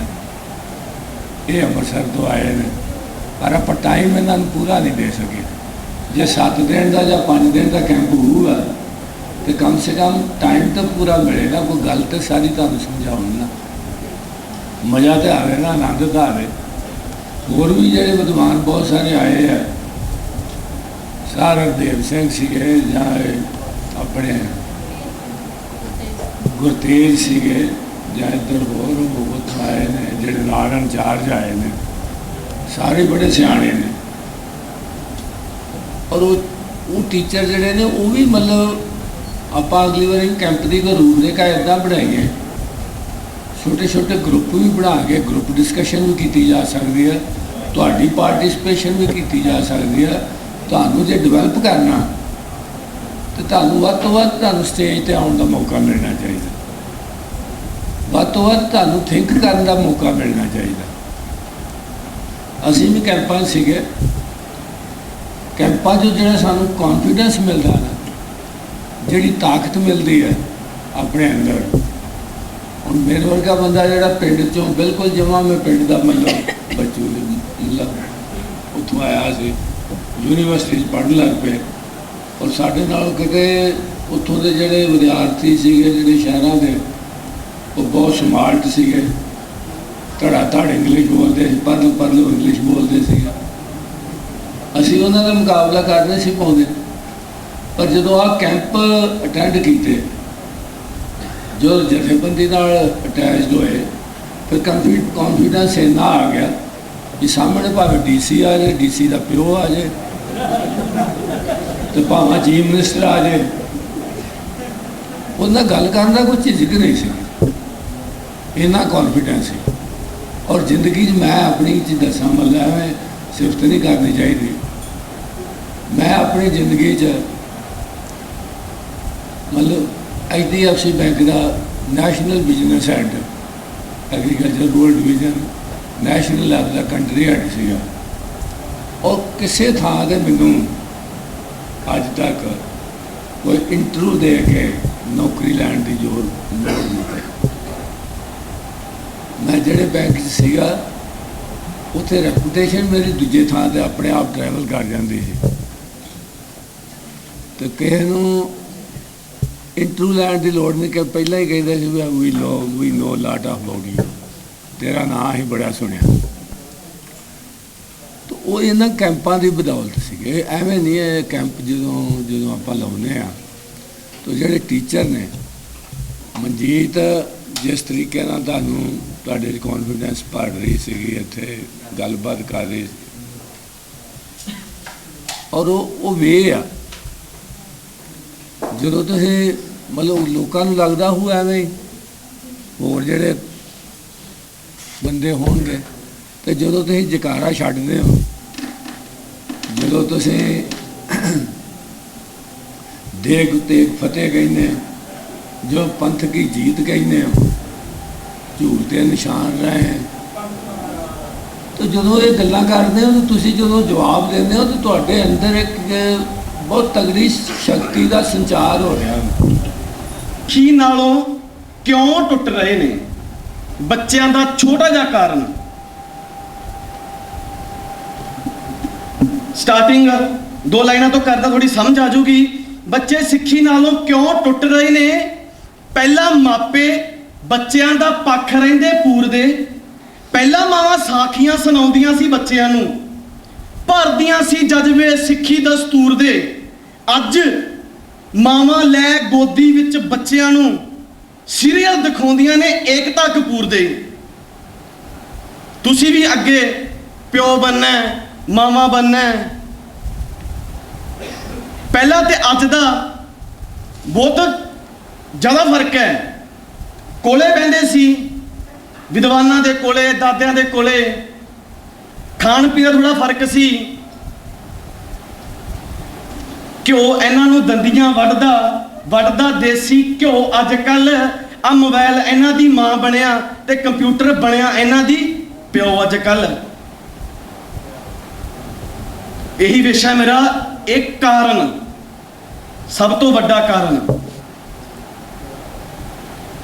ਦੂਜੀ ਗੱਲ ਮੈਂ ਇਹ ਕਹਿਣਾ ਚਾਹੁੰਦਾ, ਬੱਚਿਆਂ ਦਾ ਸਿੱਖੀ ਨਾਲੋਂ ਟੁੱਟਣਾ ਜਾਂ ਗਲਤ ਰਾਹ ਤੇ ਜਾਣਾ, ਸਭ ਤੋਂ ਪਹਿਲਾ ਕਾਰਨ ਮਾਪਿਓ। ਸਭ ਤੋਂ ਪਹਿਲਾਂ ਜੇ ਮਾਪਿਓ ਬੱਚੇ ਨੂੰ ਆਪ ਪਰਵਰਿਸ਼ ਕਰਨ। ਮੈਂ ਦੇਖਿਆ ਉੱਥੇ ਮਾਤਾ ਦਾ ਬੱਚਾ ਆਇਆ ਸੀ ਨਿੱਕਾ ਜਿਹਾ, 5 ਸਾਲ ਮਸਾਂ ਉਮਰ ਹੋਊਗੀ ਉਹਦੀ, ਬੇਟਾ ਸੀ, ਤੇ ਸਾਨੂੰ ਲਾਈਨ ਵਿੱਚ ਬਹਾ ਦਿੱਤਾ ਗਿਆ। ਤੇ ਸਾਡੇ ਸਰ ਕਹਿੰਦੇ ਇਹਨੂੰ ਪੁੱਛੋ, ਤੁਸੀਂ ਜਪਜੀ ਸਾਹਿਬ ਦੀ ਕੋਈ ਵੀ ਲਾਈਨ ਬੋਲੋ, ਇਹਨੂੰ ਪੂਰੀ ਕਰੂਗਾ। ਅਸੀਂ ਪੁੱਛਿਆ ਜੀ ਉਮਰ, ਕਹਿੰਦੇ 4 ਸਾਲ।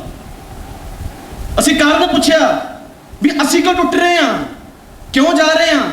ਉਹ ਕਹਿੰਦੇ ਮਾਤਾ ਜੀ ਕਹਿੰਦੇ ਜਦ ਇਹ ਮੇਰੇ ਗਰਭ 'ਚ ਸੀ ਮੈਂ ਪਾਠ ਕਰਦੀ ਸੀ, ਮੈਂ ਪਾਠ ਕਰਿਆ ਕਰਦੀ ਸੀ, ਇਹਨੂੰ ਮੈਂ ਪਾਠ ਸਿਖਾਇਆ ਹੈ। ਇਹ ਕਾਰਨ ਮਾਂ ਪਿਓ ਦਾ ਸਭ ਤੋਂ ਵੱਡਾ। ਅਗਲੀ ਗੱਲ ਤੇ ਮੈਂ ਆ ਜਾਣਾ, ਟਾਈਮ ਦੀ ਘਾਟ ਹੈ।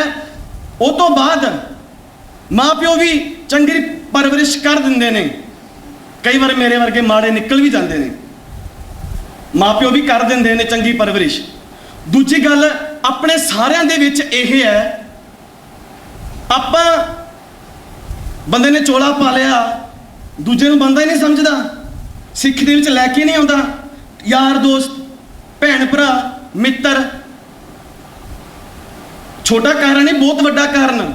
ਇੱਕ ਛੋਟਾ ਜਿਹਾ ਬੱਚਾ ਗੁਰਦੁਆਰੇ ਗੱਤਕਾ ਖੇਡਿਆ ਜਾ ਰਿਹਾ ਹੈ, ਗੁਰਦੁਆਰੇ ਗੱਤਕਾ ਖੇਡਿਆ ਜਾ ਰਿਹਾ ਹੈ। ਬਾਬਾ ਜੀ ਨੂੰ ਕਹਿੰਦਾ ਬਾਬਾ ਜੀ ਮੈਂ ਗੱਤਕਾ ਖੇਡਣਾ ਹੈ, ਮੈਂ ਗੱਤਕਾ ਸਿੱਖਣਾ ਹੈ। ਪਰ ਉਹ ਸਹਿਜਤਾਰੀ ਹੈ, ਨਾ ਸਿੱਖੀ, ਨਾ ਪਰਿਵਾਰ 'ਚ ਸਿੱਖੀ ਕਦੇ, ਨਾ ਨੌਲੇਜ, ਬਸ ਗੱਤਕਾ ਖੇਡਣਾ ਬਾਬਾ ਜੀ।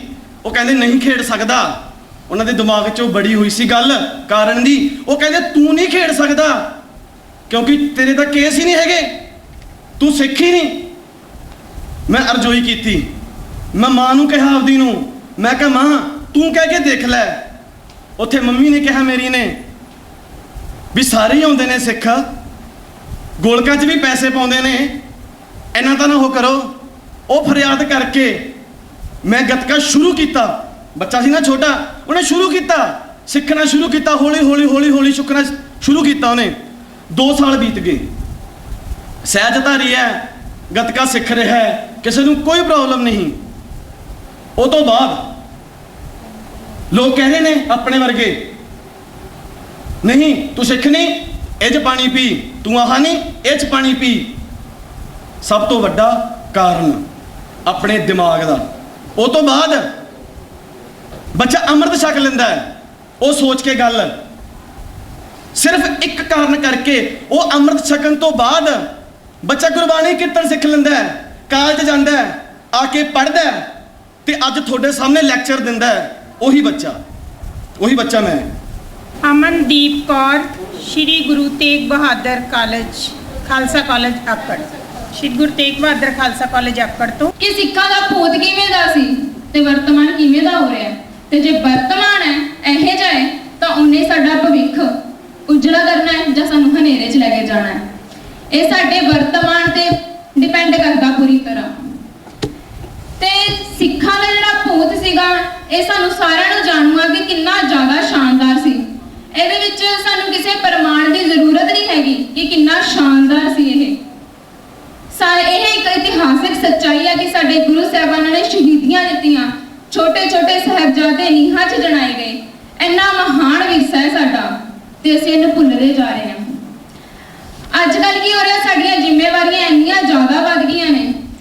ਸਾਡੇ ਸਿੱਖ ਅਲੱਗ-ਅਲੱਗ ਦੇਸ਼ਾਂ 'ਚ ਜਾ ਕੇ ਵਸੇ ਨੇ ਤੇ ਅਲੱਗ-ਅਲੱਗ ਖੇਤਰ ਵਿੱਚ ਵੱਡੀਆਂ-ਵੱਡੀਆਂ ਤਰੱਕੀਆਂ ਵੀ ਲਈਆਂ ਨੇ। ਉਹਨਾਂ ਨੇ ਵੱਡੀਆਂ-ਵੱਡੀਆਂ ਮੱਲਾਂ ਮਾਰ ਲਈਆਂ ਨੇ, ਭਾਵੇਂ ਉਹ ਵਪਾਰ ਹੋਵੇ, ਭਾਵੇਂ ਵਿੱਦਿਆ ਹੋਵੇ, ਭਾਵੇਂ ਰਾਜਨੀਤੀ ਹੋਵੇ। ਪਰ ਇੱਕ ਪਾਸੇ ਉਹਨਾਂ ਨੇ ਢਿੱਲ ਮੱਠ ਕਰ ਦਿੱਤੀ ਹੈ ਪੰਥਕ ਵਾਲੇ ਪਾਸੇ। ਪੰਥ ਦੀ ਜਿਹੜੀ ਭਾਵਨਾ ਹੈ ਨਾ, ਉਹ ਢਿੱਲੀ ਹੁੰਦੀ ਜਾ ਰਹੀ ਹੈ ਸਾਡੇ ਪੰਜਾਬ ਦੇ ਵਿੱਚ। ਤੇ ਇਹਨੂੰ ਉੱਚਾ ਚੁੱਕਣਾ ਉਹ ਸਾਡੇ ਉੱਤੇ ਹੈ। ਸਾਡੇ ਗੁਰੂ ਸਾਹਿਬਾਨਾਂ ਨੇ ਸਾਨੂੰ ਦੱਸਿਆ ਕਿ ਜਿਹੜੀ ਦੁਨਿਆਵੀ ਮਾਇਆ ਹੈ ਨਾ, ਇਹ ਘੁੰਮਣ ਘੇਰੀ ਵਿੱਚ ਸਾਨੂੰ ਫਸਾ ਬੜੀ ਛੇਤੀ ਲੈਂਦੀ ਹੈ। ਤੇ ਜੇ ਇਹਦੇ ਵਿੱਚੋਂ ਬਾਹਰ ਨਿਕਲਣਾ ਹੈ, ਉਹਦਾ ਸਿਰਫ ਇੱਕੋ ਰਾਹ ਹੈ। ਸਾਨੂੰ ਸਾਰਿਆਂ ਨੂੰ ਪਤਾ ਹੈ ਸ਼੍ਰੀ ਗੁਰੂ ਗ੍ਰੰਥ ਸਾਹਿਬ ਜੀ, ਸਾਨੂੰ ਸਾਰਿਆਂ ਨੂੰ ਪਤਾ ਹੈ ਕਿ ਸ਼੍ਰੀ ਗੁਰੂ ਗ੍ਰੰਥ ਸਾਹਿਬ ਜੀ ਸਾਨੂੰ ਇਹ ਮਾਇਆਵੀ ਘੁੰਮਣ ਘੇਰੀ ਵਿੱਚੋਂ ਬਾਹਰ ਕੱਢ ਸਕਦੇ ਨੇ। ਅਸੀਂ ਫਿਰ ਕਿਉਂ ਨਹੀਂ ਉਹਨਾਂ ਦਾ ਰਾਹ ਅਪਣਾ ਰਹੇ? ਸਾਡੇ ਗੁਰੂ ਸਾਹਿਬਾਨਾਂ ਨੇ ਸਾਨੂੰ ਗੁਰੂ ਗ੍ਰੰਥ ਸਾਹਿਬ ਜੀ ਦੇ ਰੂਪ ਵਿੱਚ ਖਜ਼ਾਨਾ ਬਖਸ਼ਿਆ, ਪੂਰੀ ਦੁਨੀਆ ਦਾ ਸਭ ਤੋਂ ਮਹੱਤਵਪੂਰਨ ਖਜ਼ਾਨਾ ਬਖਸ਼ਿਆ, ਜਿਹਦਾ ਇੱਕ ਇੱਕ ਸ਼ਬਦ ਹੀਰੇ ਮੋਤੀਆਂ ਦੇ ਬਰਾਬਰ ਹੈ। ਛੋਟੀ ਜਿਹੀ ਉਦਾਹਰਨ ਦੇਣਾ ਚਾਹੁੰਦੀ ਹਾਂ, ਜਿਵੇਂ ਆਪਣੀ ਦੁਨਿਆਵੀ ਜ਼ਿੰਦਗੀ ਹੈ, ਇਹਦੇ ਵਿੱਚ ਜੇ ਸਾਨੂੰ ਇੱਕ ਹੀਰਾ ਵੀ ਮਿਲ ਜੇ ਨਾ ਤਾਂ ਸਾਡੀ ਪੂਰੀ ਦੀ ਪੂਰੀ ਲਾਈਫ ਜਿਹੜੀ ਸੁਖਾਲੀ ਹੋ ਜਾਂਦੀ ਹੈ। ਸਾਨੂੰ ਇਹ ਨਹੀਂ ਹੁੰਦਾ ਕਿ ਕਿਸੇ ਗਰੀਬੀ ਦੀ ਲੋੜ ਮਹਿਸੂਸ ਨਹੀਂ ਹੁੰਦੀ, ਸਾਨੂੰ ਹੁੰਦਾ ਹੈ ਕਿ ਅਸੀਂ ਬਹੁਤ ਅਮੀਰ ਹਾਂ। ਪਰ ਉਹ ਸਾਡੇ ਸਰੀਰਕ ਪੱਖੋਂ ਆ, ਤੇ ਆਤਮਿਕ ਸਾਡੀ ਜਿਹੜੀ ਜ਼ਿੰਦਗੀ ਆ ਉਹਦਾ ਕੀ? ਸਾਡੀ ਜਿਹੜੀ ਆਤਮਿਕ ਜ਼ਿੰਦਗੀ ਆ ਉਹ ਦਿਨੋਂ ਦਿਨ ਗਰੀਬ ਹੁੰਦੀ ਜਾਂਦੀ ਪਈ ਹੈ। ਕਿਉਂ? ਕਿਉਂਕਿ ਅਸੀਂ ਗੁਰੂ ਸਾਹਿਬਾਨ ਦਾ ਨਾਮ ਹੀ ਨਹੀਂ ਜਪਿਆ। ਉਹ ਸਾਨੂੰ ਐਡਾ ਵੱਡਾ ਖਜ਼ਾਨਾ ਬਖਸ਼ ਕੇ ਗਏ ਨੇ, ਦਾਤ ਬਖਸ਼ੀ ਉਹਨਾਂ ਨੇ ਸਾਨੂੰ ਗੁਰੂ ਗ੍ਰੰਥ ਸਾਹਿਬ ਜੀ ਦੇ ਰੂਪ ਦੇ ਵਿੱਚ। ਫਿਰ ਕਿਉਂ ਨਹੀਂ ਅਸੀਂ ਉਹਨਾਂ ਨੂੰ ਅਪਣਾ ਰਹੇ? ਕਿਉਂ ਨਹੀਂ ਉਹਨਾਂ ਦਾ ਹੁਕਮ ਲੈ ਰਹੇ ਹੈਗੇ?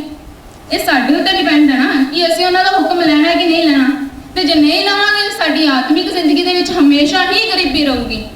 ਤੇ ਜਿਹੜਾ ਇੱਕ ਇੱਕ ਸ਼ਬਦ, ਜਿਵੇਂ ਮੈਂ ਤੁਹਾਨੂੰ ਕਿਹਾ ਹੈ ਕਿ ਹੀਰੇ ਮੋਤੀਆਂ ਦੇ ਬਰਾਬਰ ਹੈ, ਤੇ ਜੇ ਉਹ ਆਪਾਂ ਇੱਕ ਇੱਕ ਸ਼ਬਦ ਪੜਾਂਗੇ, ਵਿਚਾਰਾਂਗੇ, ਤਾਂ ਤੁਸੀਂ ਸੋਚੋ ਸਾਡੇ ਵਰਗਾ ਅਮੀਰ ਇਨਸਾਨ ਇਸ ਦੁਨੀਆ 'ਚ ਨਹੀਂ ਕੋਈ ਹੋਏਗਾ, ਭਾਵੇਂ ਪੈਸੇ ਪੱਖੋਂ ਨਹੀਂ ਪਰ ਆਤਮਿਕ ਪੱਖੋਂ।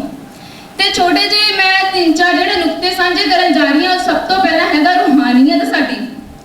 ਸਾਡੀ ਰੂਹਾਨੀਅਤ ਕੀ ਹੈ? ਰੂਹ ਸਾਡੀ। ਤੇ ਜਿਹੜੀ ਰੂਹ ਹੈ ਉਹਦਾ ਰੱਜ ਕਿਵੇਂ ਹੋਏਗਾ? ਇਹ ਦੁਨਿਆਵੀ ਜਿਹੜੀਆਂ ਚੀਜ਼ਾਂ ਨੇ ਇਹ ਸਾਡਾ ਸਰੀਰ ਦਾ ਰੱਜ ਕਰ ਸਕਦੀਆਂ ਨੇ, ਪਰੰਤੂ ਸਾਡੀ ਰੂਹ ਦਾ ਰੱਜ ਨਹੀਂ ਕਰਨਗੀਆਂ। ਸਾਡੀ ਰੂਹ ਦਾ ਰੱਜ ਸਿਰਫ ਉਹ ਅਕਾਲ ਪੁਰਖ ਪਰਮਾਤਮਾ ਦਾ ਨਾਮ ਸਿਮਰਨ ਹੈ।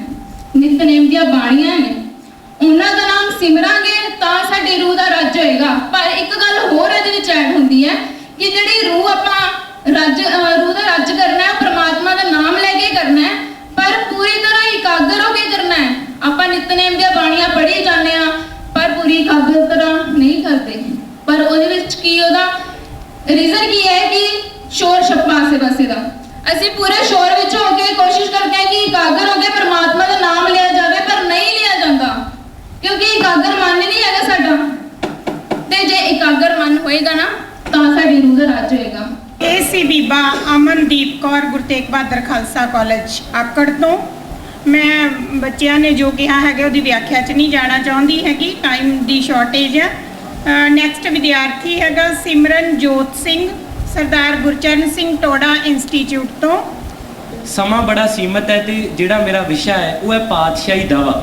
ਮੈਂ ਬੜੇ ਸੰਖੇਪ ਦੇ ਵਿੱਚ ਅਰਜ਼ ਕਰਾਂ ਕਿ ਗੁਰੂ ਗੋਬਿੰਦ ਪਾਤਸ਼ਾਹ ਤੋਂ ਇੱਕ ਸਿੱਖ ਨੇ ਅੰਮ੍ਰਿਤ ਛਕਿਆ ਸੀ, ਗੁਰਦਿਆਲ ਰਾਏ। ਗੁਰਦਿਆਲ ਰਾਏ ਦਾ ਪੁੱਤਰ ਹੈ ਹਰਾ ਸਿੰਘ। ਹਰਾ ਸਿੰਘ ਦਾ ਪੁੱਤਰ ਸੀ ਮਹਿਤਾਬ ਸਿੰਘ ਮੀਰਾਂਕੋਟ, ਜਿਨ੍ਹਾਂ ਨੇ 1740 'ਚ ਮੱਸਾ ਰੰਗੜ ਦਾ ਸਿਰ ਵੱਢਿਆ ਸੀ। ਮਹਿਤਾਬ ਸਿੰਘ ਮੀਰਾਂਕੋਟ ਦਾ ਪੁੱਤਰ ਹੈ ਰਾਏ ਸਿੰਘ, ਤੇ ਰਾਏ ਸਿੰਘ ਦਾ ਪੁੱਤਰ ਸੀ ਰਤਨ ਸਿੰਘ ਭੰਗੂ, ਜਿਨ੍ਹਾਂ ਦਾ ਗ੍ਰੰਥ ਹੈ ਪ੍ਰਾਚੀਨ ਪੰਥ ਪ੍ਰਕਾਸ਼। ਮੈਂ ਉਹਦੇ ਹਵਾਲੇ ਨਾਲ ਗੱਲ ਕਰਾਂ।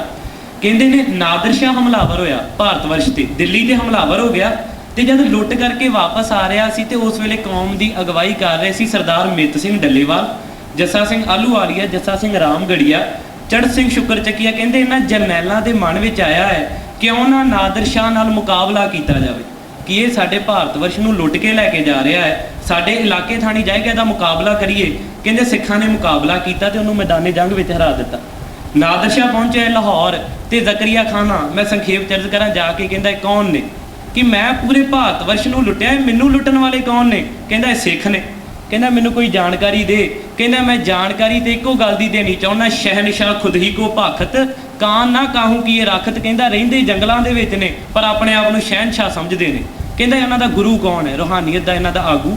ਕਹਿੰਦਾ ਇਹ ਮੁਰਸ਼ਿਦ ਇਨਕਾ ਵਲੀ ਭਇਓ ਹੈ, ਇਨਕੋ ਆਬੇ ਹਯਾਤ ਦਿਓ ਹੈ। ਕਿ ਇਹਨਾਂ ਦਾ ਇੱਕ ਗੁਰੂ ਹੈ ਜਿਨ੍ਹਾਂ ਨੇ ਇਹਨੂੰ 2 ਅੰਮ੍ਰਿਤ ਦੇ ਬਾਟੇ ਦਿੱਤੇ ਨੇ, ਇੱਕ ਖੰਡੇ ਦੀ ਪਹੁਲ ਹੈ ਤੇ ਇੱਕ ਅੰਮ੍ਰਿਤਸਰ ਸਾਹਿਬ ਦਾ ਸਰੋਵਰ ਹੈ। ਕਹਿੰਦਾ ਫਿਰ ਕੀ ਹੋ ਗਿਆ? ਅੰਮ੍ਰਿਤ ਹੀ ਦਿੱਤਾ ਹੈ, ਉਹਦਾ ਅਸਰ ਕੀ ਹੈ? ਤੇ ਜ਼ਕਰੀਆ ਖਾਂ ਕਹਿੰਦਾ ਕੋਈ ਆਮ ਅੰਮ੍ਰਿਤ ਨਹੀਂ ਹੈ, ਗਜਬ ਅਸਰ ਤਿਸਕਾ ਹਮ ਦੇਖਾ, ਗੀਦੜ ਹੋਵਤ ਸ਼ੇਰ ਬਸੇਖਾ। ਕਹਿੰਦੇ ਗਿੱਦੜਾਂ ਤੋਂ ਸ਼ੇਰ ਬਣ ਜਾਂਦੇ, ਆਮ ਨਹੀਂ ਜੇ।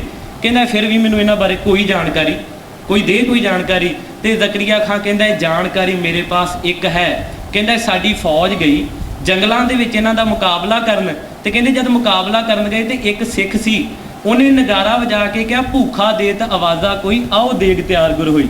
ਕਿ ਆਵਾਜ਼ਾਂ ਮਾਰ ਰਹੇ ਨੇ ਕਿ ਜੇ ਸਾਡਾ ਦੁਸ਼ਮਣ ਵੀ ਆਵਾਜ਼ ਸੁਣਦਾ ਤੇ ਆ ਜਾਵੇ ਪੰਗਤ ਦੇ ਵਿੱਚ, ਪ੍ਰਸ਼ਾਦਾ ਛਕਾਵਾਂਗੇ। ਤੇ ਨਾਦਰ ਸ਼ਾਹ ਮੁਸਕਰਾ ਪਿਆ, ਕਹਿੰਦਾ ਦੁਸ਼ਮਣ ਨੂੰ ਪ੍ਰਸ਼ਾਦਾ ਛਕਾਉਣਗੇ? ਤੇ ਆਂਦਾ ਜੇ ਪ੍ਰਸ਼ਾਦਾ ਹੀ ਖਤਮ ਹੋ ਗਿਆ। ਕਹਿੰਦਾ ਕੋਈ ਗੱਲ ਨਹੀਂ, ਪ੍ਰਸ਼ਾਦਾ ਖਤਮ ਵੀ ਹੋ ਗਿਆ, ਬਚੇ ਹੁਦਾਨਾ ਆਪ ਖਲੇ ਹੈ, ਨਹੀਂ ਤਾਂ ਲੰਗਰ ਮਸਤ ਬਦੇ ਹੈ। ਕਹਿੰਦੇ ਫਿਰ ਕੀ ਹੋ ਗਿਆ? ਪ੍ਰਸ਼ਾਦਾ ਮੁੱਕ ਗਿਆ, ਕਹਿ ਦੇਣਗੇ ਲੰਗਰ ਮਸਤਾਨਾ ਪੈ ਗਏ। ਕਹਿੰਦਾ ਉਸ ਵੇਲੇ ਨਾਦਰ ਸ਼ਾਹ ਨੇ ਗੱਲ ਕਹੀ, ਮੈਂ ਪਾਤਸ਼ਾਹੀ ਦਾਅਵੇ ਤੇ ਆਵਾਂ। ਉਹ ਕਹਿੰਦੇ ਜਿਸ ਕੌਮ ਦਾ ਇਖਲਾਕੀ ਪੱਧਰ ਇੰਨਾ ਉੱਚਾ ਤੇ ਸੁੱਚਾ ਹੈ, ਜਿਹੜੀ ਕੌਮ ਆਪਣੇ ਮੁਰਸ਼ਿਦ ਦੇ ਨਾਲ ਇੰਨੀ ਜੁੜੀ ਹੋਈ ਹੈ। ਤੇ ਡਾਕਟਰ ਗੰਡਾ ਸਿੰਘ ਤੇ ਪਿਆਰਾ ਸਿੰਘ ਪਦਮ ਨੇ ਆਪਣੀ ਪੁਸਤਕ ਵਿੱਚ ਕਿਹਾ ਸੀ ਕਿ ਨਾਦਰ ਸ਼ਾਹ ਦੇ ਬੋਲ ਨੇ ਕਿ ਨਾਦਰ ਸ਼ਾਹ ਕਹਿ ਕੇ ਗਿਆ ਸੀ ਅਜ਼ੀ ਕੌਮ ਬੂ ਬਾਦਸ਼ਾਹੀ ਆਮਦ, ਕਿ ਫਾਰਸੀ ਦੇ ਸ਼ਬਦ ਉਹ ਕਹਿ ਰਿਹਾ ਮੈਨੂੰ ਇਸ ਕੌਮ ਦੇ ਵਿੱਚੋਂ ਬਾਦਸ਼ਾਹ ਦੀ ਬੂ ਆ ਰਹੀ ਹੈ, ਰਾਜ ਜ਼ਰੂਰ ਕਰੇਗੀ। ਕਿ ਕੌਮ ਦਾ ਇਖਲਾਕੀ ਪੱਧਰ ਬੜਾ ਉੱਚਾ ਹੈ। ਮੈਂ ਸੰਖੇਪ, ਸਮਾਂ ਬੜਾ ਸੀਮਤ ਹੈ। ਕਿ ਜਦ ਜ਼ਕਰੀਆ ਖਾਨ ਨੂੰ ਪਤਾ ਲੱਗਾ ਕਿ ਸਾਡਾ ਦੁਸ਼ਮਣ ਵੀ ਕਹਿ ਰਿਹਾ ਨਾਦਰ ਸ਼ਾਹ ਕਿ ਕੌਮ ਰਾਜ ਕਰੇਗੀ, ਕਹਿੰਦੇ ਉਹਨੇ ਨਵਾਬੀ ਭੇਜੀ ਹੈ। ਨਵਾਬੀ ਭੇਜੀ ਹੈ, ਕੌਮ ਦੀ ਅਗਵਾਈ ਕਰ ਰਹੇ ਸੀ ਜਥੇਦਾਰ ਦਰਬਾਰਾ ਸਿੰਘ ਤੇ 5 ਪਿਆਰਿਆਂ ਦੇ ਵਿੱਚ ਉਸ ਵੇਲੇ ਮਹਾਂਪੁਰਖ ਬਾਬਾ ਦੀਪ ਸਿੰਘ ਜੀ, ਸਰਦਾਰ ਮਿੱਤ ਸਿੰਘ ਡੱਲੇਵਾਲ, ਜੱਸਾ ਸਿੰਘ ਰਾਮਗੜੀਆ, ਜੱਸਾ ਸਿੰਘ ਆਲੂਵਾਲੀਆ ਤੇ ਚੜ੍ਹ ਸਿੰਘ ਸ਼ੁਕਰਚਕੀਆ।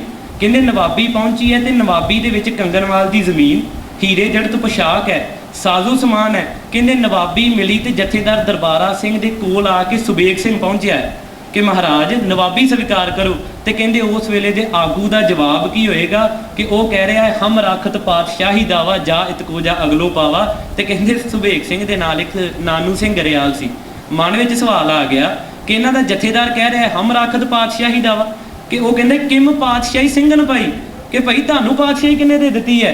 ਤੇ ਕਹਿੰਦੇ ਨੇ ਹਮਕੋ ਪਾਤਸ਼ਾਹੀ ਨਾਨਕ ਦਈ, ਹਮਕੋ ਲੋੜ ਨਵਾਬੀ ਨਾ ਹੈ, ਕਿ ਸਾਨੂੰ ਤੇ ਗੁਰੂ ਨਾਨਕ ਸਾਹਿਬ ਨੇ ਪਾਤਸ਼ਾਹੀਆਂ ਬਖਸ਼ੀਆਂ ਨੇ। ਟੋੜਾ ਇੰਸਟੀਚਿਊਟ ਤੋਂ ਸੀਗਾ ਇਹ ਬੱਚਾ ਸਿਮਰਜੋਤ ਸਿੰਘ।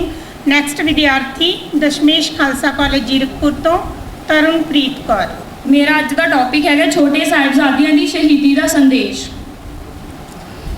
ਜਦੋਂ ਇਹ ਘਟਨਾ ਉਦੋਂ ਦੀ ਹੈ ਜਦੋਂ ਭਾਈ ਮਾਹੀ ਜੀ ਗੁਰੂ ਗੋਬਿੰਦ ਸਿੰਘ ਜੀ ਨੂੰ ਵਾਰਤਾ ਦੱਸਦੇ ਸਰਹੰਦ ਸਥਾਨ ਤੇ ਕੀ ਛੋਟੇ ਸਾਹਿਬਜ਼ਾਦਿਆਂ ਦੇ ਨਾਲ ਤੇ ਮਾਤਾ ਜੀ ਨਾਲ ਕੀ ਘਟਨਾ ਵਾਪਰਦੀ ਹੈ, ਉਹਨੂੰ ਦੱਸਦੇ ਹੋਏ ਉਸ ਸਮੇਂ ਗੁਰੂ ਗੋਬਿੰਦ ਸਿੰਘ ਜੀ ਬੈਠੇ ਨੇ ਆਪਣੀ ਤਲਵਾਰ ਦੇ ਨਾਲ ਬੂਟਾ ਪੁੱਟਦੇ ਹੋਏ ਗੱਲਾਂ ਬਾਤਾਂ ਉਹਨਾਂ ਦੀਆਂ ਸੁਣਦੇ ਨੇ ਤੇ ਗੱਲ ਕਰਦੇ ਨੇ। ਤੇ ਉਹ ਸਾਰੀ ਵਾਰਤਾ ਉਹਨਾਂ ਨੂੰ ਜਦੋਂ ਪੂਰੀ ਹੁੰਦੀ ਹੈ ਮਾਹੀ ਜੀ ਦੀ, ਉਹ ਸੁਣਾਉਂਦੇ ਨੇ ਕਿ ਕਿਵੇਂ ਬੱਚਿਆਂ ਨੂੰ ਤੇ ਮਾਤਾ ਜੀ ਨੂੰ ਕਿੰਨੀਆਂ ਮੁਸ਼ਕਿਲਾਂ ਦਾ ਸਾਹਮਣਾ ਕਰਨਾ ਪੈਂਦਾ ਉੱਥੇ। ਤੇ ਗੁਰੂ ਗੋਬਿੰਦ ਸਿੰਘ ਜੀ 21 ਸਵਾਲ ਪੁੱਛਦੇ ਆ ਮਾਹੀ ਜੀ ਨੂੰ ਕਿ ਮਲੇਰਕੋਟਲੇ ਸਰਦਾਰਾਂ ਤੋਂ ਇਲਾਵਾ ਕਿਆ ਕਿਸੇ ਹੋਰ ਹੁਕਮਰਾਨ ਨੇ ਬੱਚਿਆਂ ਦੀ ਸਹਾਇਤਾ ਕੀਤੀ ਸੀ ਜਾਂ ਉਹਨਾਂ ਦੇ ਨਾਲ ਬੋਲਿਆ ਸੀ ਕੋਈ? ਤੇ ਮਾਹੀ ਜੀ ਜਵਾਬ ਦਿੰਦੇ ਆ ਨਹੀਂ। ਤੇ ਉਸ ਸਮੇਂ ਗੁਰੂ ਗੋਬਿੰਦ ਸਿੰਘ ਜੀ ਦਾ ਇੱਕੇ ਜਵਾਬ ਹੁੰਦਾ, ਉਹ ਕਹਿੰਦੇ ਨੇ ਕਿ ਮੁਗਲ ਹਕੂਮਤ ਇਸੇ ਬੂਟੇ ਤਰ੍ਹਾਂ ਪੁੱਟੀ ਜਾਵੇਗੀ ਜਿਵੇਂ ਇਹ ਬੂਟਾ ਪੁੱਟਿਆ ਗਿਆ। ਕੋਈ ਸਮਾਂ ਆਊਗਾ ਕਿ ਸਰਹੰਦ ਦੀ ਇੱਟ ਨਾਲ ਇੱਟ ਖੜਕੂਗੀ ਤੇ ਇਹ ਸਮਾਂ ਆਉਂਦਾ ਵੀ ਹੈ। ਤੇ ਗੁਰੂ ਗੋਬਿੰਦ ਸਿੰਘ ਜੀ ਦੇ ਬਚਨ ਸੱਚ ਹੁੰਦੇ ਨੇ। ਬੰਦਾ ਸਿੰਘ ਬਹਾਦਰ 1704 ਵਿੱਚ ਆਪਣੀ ਸਰਹੰਦ ਦੀ ਇੱਟ ਨਾਲ ਇੱਟ ਖੜਕਾਉਂਦੇ ਨੇ ਤੇ ਗੁਰੂ ਗੋਬਿੰਦ ਸਿੰਘ ਜੀ ਦੇ ਬਚਨ ਸੱਚ ਕਰਦੇ ਨੇ। ਧੰਨਵਾਦ। ਨੈਕਸਟ ਵਿਦਿਆਰਥੀ ਸ਼ਹੀਦ ਸਿੱਖ ਮਿਸ਼ਨਰੀ ਕਾਲਜ ਸਰਦਾਰ ਗੁਰਪਿੰਦਰ ਸਿੰਘ।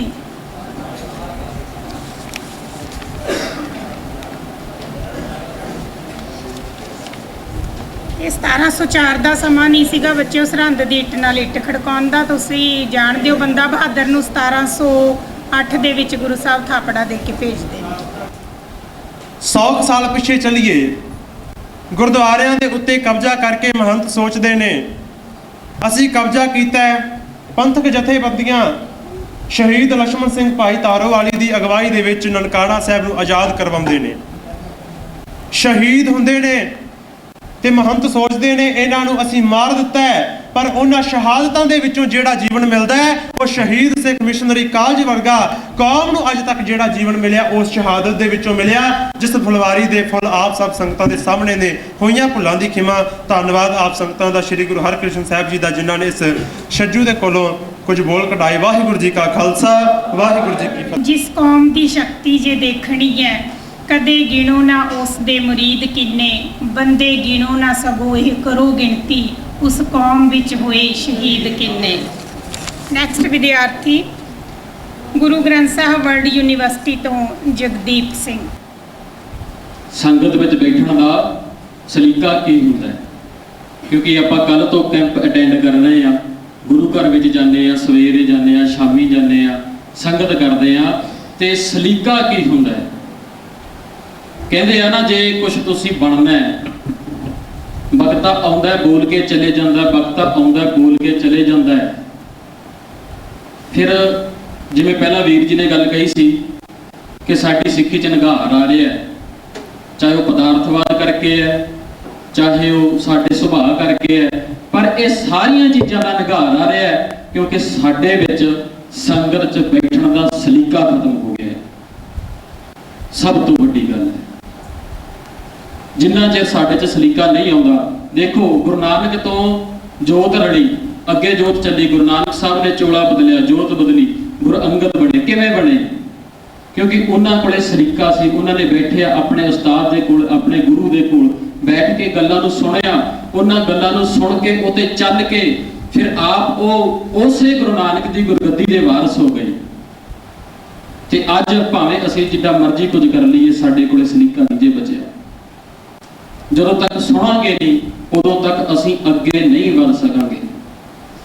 ਆਪਾਂ ਸਵੇਰੇ ਦੇਖਿਆ ਇੱਥੇ ਪ੍ਰਚਾਰਕ ਬੋਲਦੇ ਆ, ਸਪੀਕਰ ਦੀ ਆਵਾਜ਼ ਭਾਵੇਂ ਘੱਟ ਹੈ, ਅਸੀਂ ਜਕਾਰਾ ਤੇ ਬਹੁਤ ਉੱਚਾ ਲਾਉਂਦੇ ਆ ਨਾ ਜਦੋਂ ਕੋਈ ਬੋਲ ਕੇ ਹਟਦਾ। ਉਹ ਪਤਾ ਕੀ ਹੈ, ਉਹ ਜਕਾਰਾ ਇਸ ਗੱਲ ਦਾ ਸਬੂਤ ਨਹੀਂ ਹੈ ਕਿ ਪ੍ਰਚਾਰਕ ਬੋਲਿਆ ਵਧੀਆ ਬੋਲਿਆ, ਉਹ ਇਸ ਗੱਲ ਦਾ ਸਬੂਤ ਹੈ ਕਿ ਤੁਸੀਂ ਅੱਕ ਚੁੱਕੇ ਹੋ, ਥੱਕ ਚੁੱਕੇ ਹੋ, ਤੁਸੀਂ ਉਹਨੂੰ ਕਹਿੰਦੇ ਹੋ ਬਾਬਾ ਜਾ ਸਾਡਾ ਖੇੜਾ ਛੱਡ।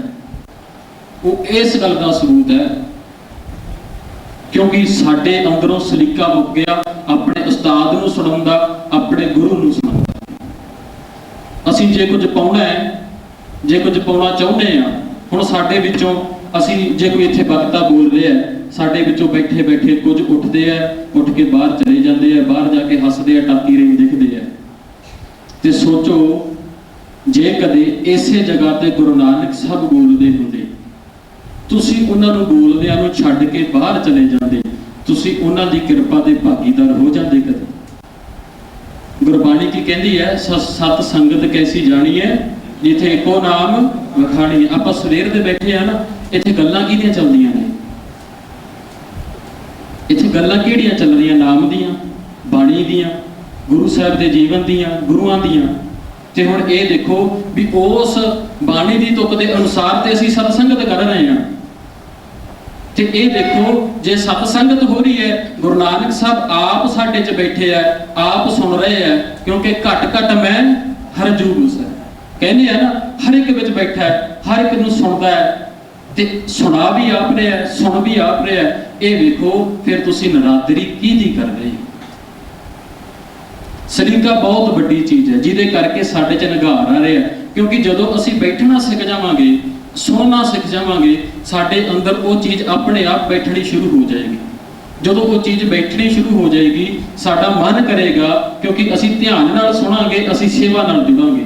ਜਦੋਂ ਸੇਵਾ ਦੇ ਨਾਲ ਜੁੜਾਂਗੇ, ਜਿੱਥੇ ਸੇਵਾ ਕਰਦੇ ਆ ਉੱਥੇ ਸਾਡੇ ਵਿੱਚੋਂ ਵੈਰ ਵਿਰੋਧ ਵੱਡਾ ਛੋਟਾ ਖਤਮ ਹੋ ਜਾਂਦਾ ਹੈ। ਜਦੋਂ ਇਹ ਸਾਰਾ ਕੁਝ ਖਤਮ ਹੋ ਗਿਆ, ਫਿਰ ਜੋਤੀ ਜੋਤ ਰਲੀ ਉਹ ਮਰੇ ਤੇ ਨਹੀਂ, ਉਹ ਜਿਉਂਦੇ ਜੀ ਜੋਤ ਗੁਰੂ ਨਾਨਕ ਦੀ ਗੁਰੂ ਅੰਗਦ ਬਣ ਜਾਂਦੀ ਹੈ। ਗੁਰੂ ਸਾਹਿਬ ਹੀ ਸਾਨੂੰ ਸਲੀਕਾ ਬਖਸ਼ਦੇ ਨੇ, ਦੱਸਦੇ ਨੇਗੇ ਵੀ ਕਿਹਨਾਂ ਦਾ ਮਨ ਲੱਗਦਾ। ਪਿਆਰ ਮਨ ਦੇ ਅੰਦਰ ਪੈਦਾ ਕਰਨਾ ਬਹੁਤ ਜ਼ਰੂਰੀ ਹੈ। ਗੁਰੂ ਸਾਹਿਬ ਕੀ ਫਰਮਾਨ ਕਰਦੇ ਨੇ, ਸਚਿਆਰ ਸਿੱਖ ਬੈਠੇ ਸਤਿਗੁਰ ਪਾਸ, ਕੁੜਿਆਰਾਂ ਦਾ ਚਿੱਤ ਉਦਾਸ, ਉਹ ਵਲ ਛਲ ਕਰ ਜਤ, ਉਹ ਵਲ ਛਲ ਕਰ ਜਤ ਲੰਘ ਦੇ, ਫਿਰ ਜਾਏ ਬਹੇ ਕੁੜਿਆਰਾਂ ਪਾਸ।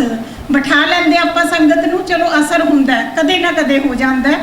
ਸੋ ਇਹਨਾਂ ਗੱਲਾਂ ਵੱਲ ਆਪਾਂ ਧਿਆਨ ਨਾ ਦੇਈਏ। ਜਿਹੜੇ ਬੱਚੇ ਹੈਗੇ ਨੇ ਸੁਣਨ ਵਾਲੇ ਨੇ ਉਹ ਸੁਣਨ, ਬਾਕੀਆਂ ਨੂੰ ਆਪਾਂ ਮੌਕਾ ਦਿੰਦੇ ਆ ਵੀ ਸ਼ਾਇਦ ਵਾਹਿਗੁਰੂ।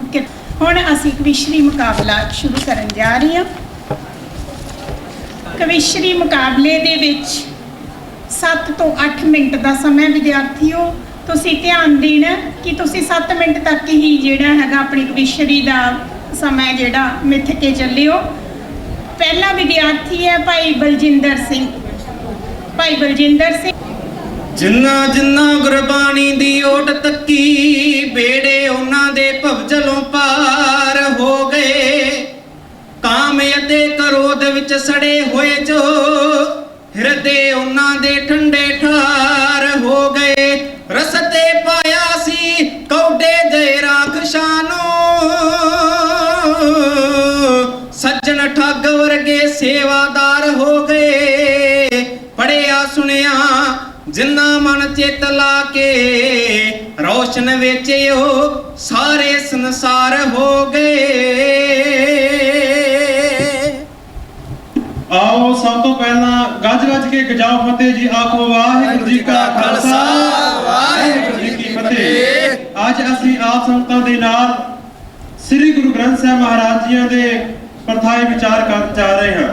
ਅੰਮ੍ਰਿਤ ਵੇਲੇ ਤੋਂ ਵੱਖ-ਵੱਖ ਸੈਸ਼ਨਾਂ ਦੇ ਵਿੱਚ ਵਿਦਵਾਨ ਜਨਾਂ ਨੇ ਸ੍ਰੀ ਗੁਰੂ ਗ੍ਰੰਥ ਸਾਹਿਬ ਮਹਾਰਾਜ ਜੀਆਂ ਦੀ ਮਹਾਨਤਾ ਦੇ ਉੱਤੇ ਸ੍ਰੀ ਗੁਰੂ ਗ੍ਰੰਥ ਸਾਹਿਬ ਮਹਾਰਾਜ ਜੀ ਦੀ ਸੰਪਾਦਨਾ ਦੇ ਵਿੱਚ ਗੱਲ ਕੀਤੀ ਹੈ। ਇਸੇ ਸੰਦਰਭ ਨੂੰ ਅੱਗੇ ਵਧਾਉਂਦਿਆਂ ਹੋਇਆਂ ਆਪ ਜੀ ਦੇ ਨਾਲ ਕੁਝ ਵਿਚਾਰ ਕਰਨ ਦਾ ਯਤਨ ਕਰਾਂਗੇ। ਅਸੀਸ ਬਖਸ਼ਿਓ।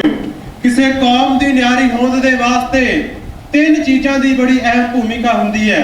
ਉਹਨਾਂ ਵਿੱਚ ਸਭ ਤੋਂ ਪਹਿਲਾ ਉਸ ਕੌਮ ਦਾ ਧਾਰਮਿਕ ਗ੍ਰੰਥ ਹੋਵੇ, ਦੂਸਰਾ ਉਸ ਕੌਮ ਦੇ ਕੋਲ ਆਪਣਾ ਕੇਂਦਰੀ ਅਸਥਾਨ ਹੋਵੇ, ਤੀਸਰਾ ਉਸ ਕੌਮ ਦੀ ਆਪਣੀ ਬੋਲੀ ਹੋਵੇ। ਸਤਿਗੁਰੂ ਗੁਰੂ ਕਲਗੀਆਂ ਵਾਲੇ ਪਾਤਸ਼ਾਹ ਗੁਰੂ ਮਹਾਰਾਜ ਜੀਆਂ ਦੀ ਇੰਨੀ ਕਿਰਪਾ ਕਿ ਇਹਨਾਂ ਨੇ ਸਾਨੂੰ ਗੁਰੂ ਸਾਹਿਬਾਨ ਨੇ 3 ਚੀਜ਼ਾਂ ਮੁਹੱਈਆ ਕਰਵਾਈਆਂ। ਸਾਨੂੰ ਆਪਣਾ ਗ੍ਰੰਥ ਸ੍ਰੀ ਗੁਰੂ ਗ੍ਰੰਥ ਸਾਹਿਬ ਮਹਾਰਾਜ ਜੀ ਦੇ ਰੂਪ ਵਿੱਚ ਦਿੱਤਾ, ਕੇਂਦਰੀ ਅਸਥਾਨ ਸ੍ਰੀ ਹਰਮੰਦਰ ਸਾਹਿਬ ਦੇ ਰੂਪ ਵਿੱਚ ਦਿੱਤਾ, ਆਪਣੀ ਬੋਲੀ ਗੁਰਮੁਖੀ ਬੋਲੀ ਦੇ ਰੂਪ ਵਿੱਚ ਦਿੱਤੀ। ਜੇਕਰ ਗੁਰੂ ਗ੍ਰੰਥ ਸਾਹਿਬ ਮਹਾਰਾਜ ਜੀ ਦੀ ਗੱਲ ਕਰੀਏ, ਹਰ ਪੱਖ ਤੋਂ ਪੂਰੇ ਨੇ। ਗੁਰੂ ਗ੍ਰੰਥ ਸਾਹਿਬ ਮਹਾਰਾਜ ਜੀ ਦੀ ਗੱਲ ਵਿਚਾਰਧਾਰਾ ਉਹਨਾਂ ਦੀ ਸਮੁੱਚੀ ਮਨੁੱਖਤਾ ਨੂੰ ਆਪਣੇ ਕਲਾਵੇ ਦੇ ਵਿੱਚ ਲੈਂਦੀ ਹੈ, ਸਮੁੱਚੀ ਮਨੁੱਖਤਾ ਨੂੰ ਆਪਣੇ ਕਲਾਵੇ ਦੇ ਵਿੱਚ ਲੈ ਕੇ ਸਾਂਝੀਵਾਲਤਾ ਦਾ ਸੰਦੇਸ਼ ਦਿੰਦੀ ਹੈ। ਹੋਇਆ ਰਾਮ ਮੰਦਿਰ ਦਾ ਮੁੱਦਾ ਚੱਲਦਾ ਸੀ, ਉਦੋਂ 2 ਗੱਲਾਂ ਚੱਲੀਆਂ। ਕੁਝ ਕਹਿੰਦੇ ਉੱਥੇ ਮਸਜਿਦ ਬਣਾਓ, ਕੁਝ ਕਹਿੰਦੇ ਉੱਥੇ ਮੰਦਿਰ ਬਣਾਓ। ਦੇਵੀ ਲਾਲ ਚਟਾਲਾ ਨੇ ਇੱਕ ਗੱਲ ਕਹੀ, ਕਹਿਣ ਲੱਗਾ ਇੱਥੇ ਗੁਰੂ ਗ੍ਰੰਥ ਸਾਹਿਬ ਮਹਾਰਾਜ ਜੀ ਦਾ ਪ੍ਰਕਾਸ਼ ਕਰ ਦਿਓ, ਹਿੰਦੂਆਂ ਨੂੰ ਉੱਥੋਂ ਰਾਮ ਦੀ ਆਵਾਜ਼ ਸੁਣੇਗੀ, ਮੁਸਲਮਾਨਾਂ ਨੂੰ ਉੱਥੋਂ ਅੱਲਾਹ ਦੀ ਆਵਾਜ਼ ਸੁਣੇਗੀ। ਇਹ ਸਾਂਝੀਵਾਲਤਾ ਦਾ ਸੰਦੇਸ਼ ਗੁਰੂ ਗ੍ਰੰਥ ਸਾਹਿਬ ਮਹਾਰਾਜ ਜੀ ਪੂਰੀ ਦੁਨੀਆ ਨੂੰ ਦਿੰਦੇ ਨੇ। ਅੱਜ ਜਿਹੜੇ ਲੋਕ ਗੁਰੂ ਗ੍ਰੰਥ ਸਾਹਿਬ ਦੇ ਨਾਲੋਂ ਟੁੱਟ ਰਹੇ ਨੇ, ਉਹਨਾਂ ਨੂੰ ਹਲੂਣਾ ਦਿੰਦਿਆਂ ਹੋਇਆ ਕਵਿਸ਼ਰੀ ਜਥਾ ਆਪ ਸੰਗਤਾਂ ਦੇ ਨਾਲ ਕੁਝ ਬੋਲ ਹੈ ਉਹ ਸਾਂਝੇ ਕਰ ਰਿਹਾ। ਰੱਬ ਦੇ ਪੁਜਾਰੀ ਉਸ ਪੋਲਿਆਂ ਦੀ ਪੂਜਾ ਕਰੋ, ਇਹਦੇ ਨਾਲੋਂ ਚੰਗਾ ਦੀਵਾ ਬਾਲੋ ਸ਼ਮਸ਼ਾਨ ਤੇ। ਸ਼ੇਰਾਂ ਦਾ ਸਰੂਪ ਲੈ ਕੇ ਭੇਡਾਂ ਵਾਲੀ ਚਾਲ ਚੱਲੋ, ਵੱਟਾਂ ਨਾ ਲਗਾਓ ਪੰਥ ਖਾਲਸੇ ਦੀ ਸ਼ਾਨ ਤੇ।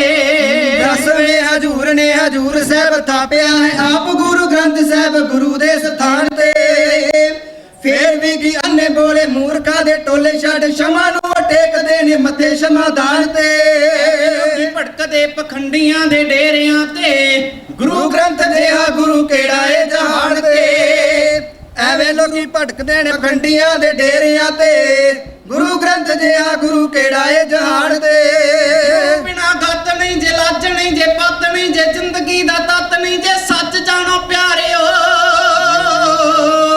ਸੇਵਕਾਂ ਲਈ ਜੂਝ ਮਰੇ ਤਲੀਬ ਤੇ ਸੀਸ ਧਰੇ, ਸੇਵਕਾਂ ਲਈ ਜੂਝ ਮਰੇ ਐਸਾ ਗੁਰੂ ਧਾਰਿਓ। ਗੁਰੂ ਜਿਹੜਾ ਨੂਰ ਦੇਵੇ ਜਿੰਦ ਨੂੰ ਸਰੂਰ ਦੇਵੇ, ਖਿੰਗਰਾਂ ਨੂੰ ਬੂਰ ਦੇਵੇ ਉਹਨੂੰ ਨਾ ਵਿਸਾਰਿਓ। ਆਤਮਾ ਨੂੰ ਰੰਗ ਦੇਵੇ ਜਿਉਣ ਦੀ ਉਮੰਗ ਦੇਵੇ, ਸਾਧ ਅੰਗ ਸੰਗ ਦੇਵੇ ਉਸ ਨੂੰ ਚਿਤਾਰਿਓ। ਐਸਾ ਗੁਰੂ ਦਸਵੇਂ ਹਜੂਰ ਸਾਨੂੰ ਬਖਸ਼ਿਆ ਏ, ਰੱਖੀਏ ਭਰੋਸਾ ਕਿਉਂ ਨਾ ਸੱਚੇ ਸੁਲਤਾਨ ਤੇ। ਐਵੇਂ ਲੋਕੀ ਭਟਕਦੇ ਪਖੰਡੀਆਂ ਦੇ ਡੇਰਿਆਂ ਤੇ, ਗੁਰੂ ਗ੍ਰੰਥ ਜਿਹਾ ਗੁਰੂ ਕਿਹੜਾ ਏ ਜਹਾਨ ਦੇ। ਐਵੇਂ ਲੋਕੀ ਭਟਕਦੇ ਪਖੰਡੀਆਂ ਦੇ ਡੇਰਿਆਂ ਤੇ, ਗੁਰੂ ਗ੍ਰੰਥ ਜਿਹਾ ਗੁਰੂ ਕਿਹੜਾ ਏ ਜਹਾਨ ਦੇ।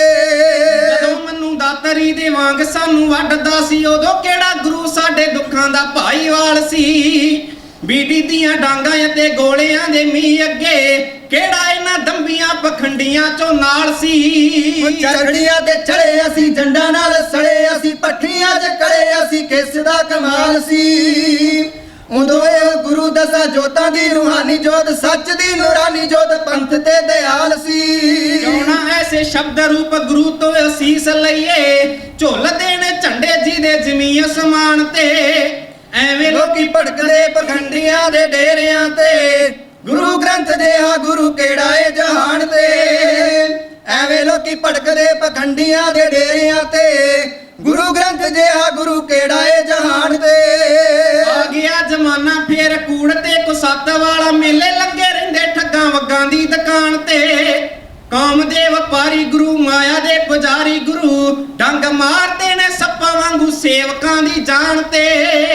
ਸੇਵਕਾਂ ਦੇ ਅੱਗੇ ਅੱਗੇ ਦਾਸੀਆਂ ਦੇ ਪਿੱਛੇ ਪਿੱਛੇ ਨੱਚਦੇ ਸ਼ਰਾਬੀ ਗੁਰੂ ਤਬਲੇ ਦੀ ਤਾਲ ਤੇ।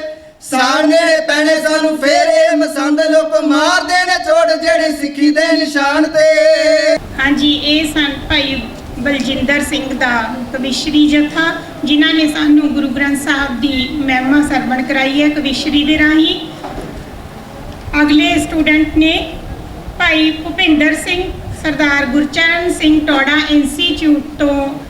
ਸਾਧ ਸੰਗਤ ਜੀ, ਸੰਤ ਜਰਨੈਲ ਸਿੰਘ ਜੀ ਭਿੰਡਰਾਂ ਵਾਲੇ ਦਾ ਜਦੋਂ ਧਰਮ ਯੁੱਧ ਮੋਰਚਾ ਇੱਕ ਨਿਰਣਾਇਕ ਰੂਪ ਧਾਰਨ ਕਰ ਰਿਹਾ ਸੀ, ਤਾਂ ਸਮੇਂ ਦੀ ਸਰਕਾਰ ਨੂੰ ਹੱਥਾਂ ਪੈਰਾਂ ਦੀ ਪੈ ਗਈ, ਤਾਂ ਉਸਨੇ ਦਿੱਲੀ ਤੋਂ ਇੱਕ ਖੂਫੀਆ ਟੀਮ ਨੂੰ ਅੰਮ੍ਰਿਤਸਰ ਕੰਪਲੈਕਸ ਵਿੱਚ ਭੇਜਿਆ ਤਾਂ ਉਹ ਟੀਮ ਵਾਪਸ ਦਿੱਲੀ ਆ ਕੇ ਉਸ ਸਰਕਾਰ ਨੂੰ ਕੀ ਰਿਪੋਰਟ ਪੇਸ਼ ਕਰਦੀ ਹੈ ਉਹ ਮੈਂ ਇਹਨਾਂ ਸਤਰਾਂ ਵਿੱਚ ਆਪ ਜੀ ਨੂੰ ਇੰਝ ਸਰਵਣ ਕਰਾ ਰਿਹਾ ਹਾਂ।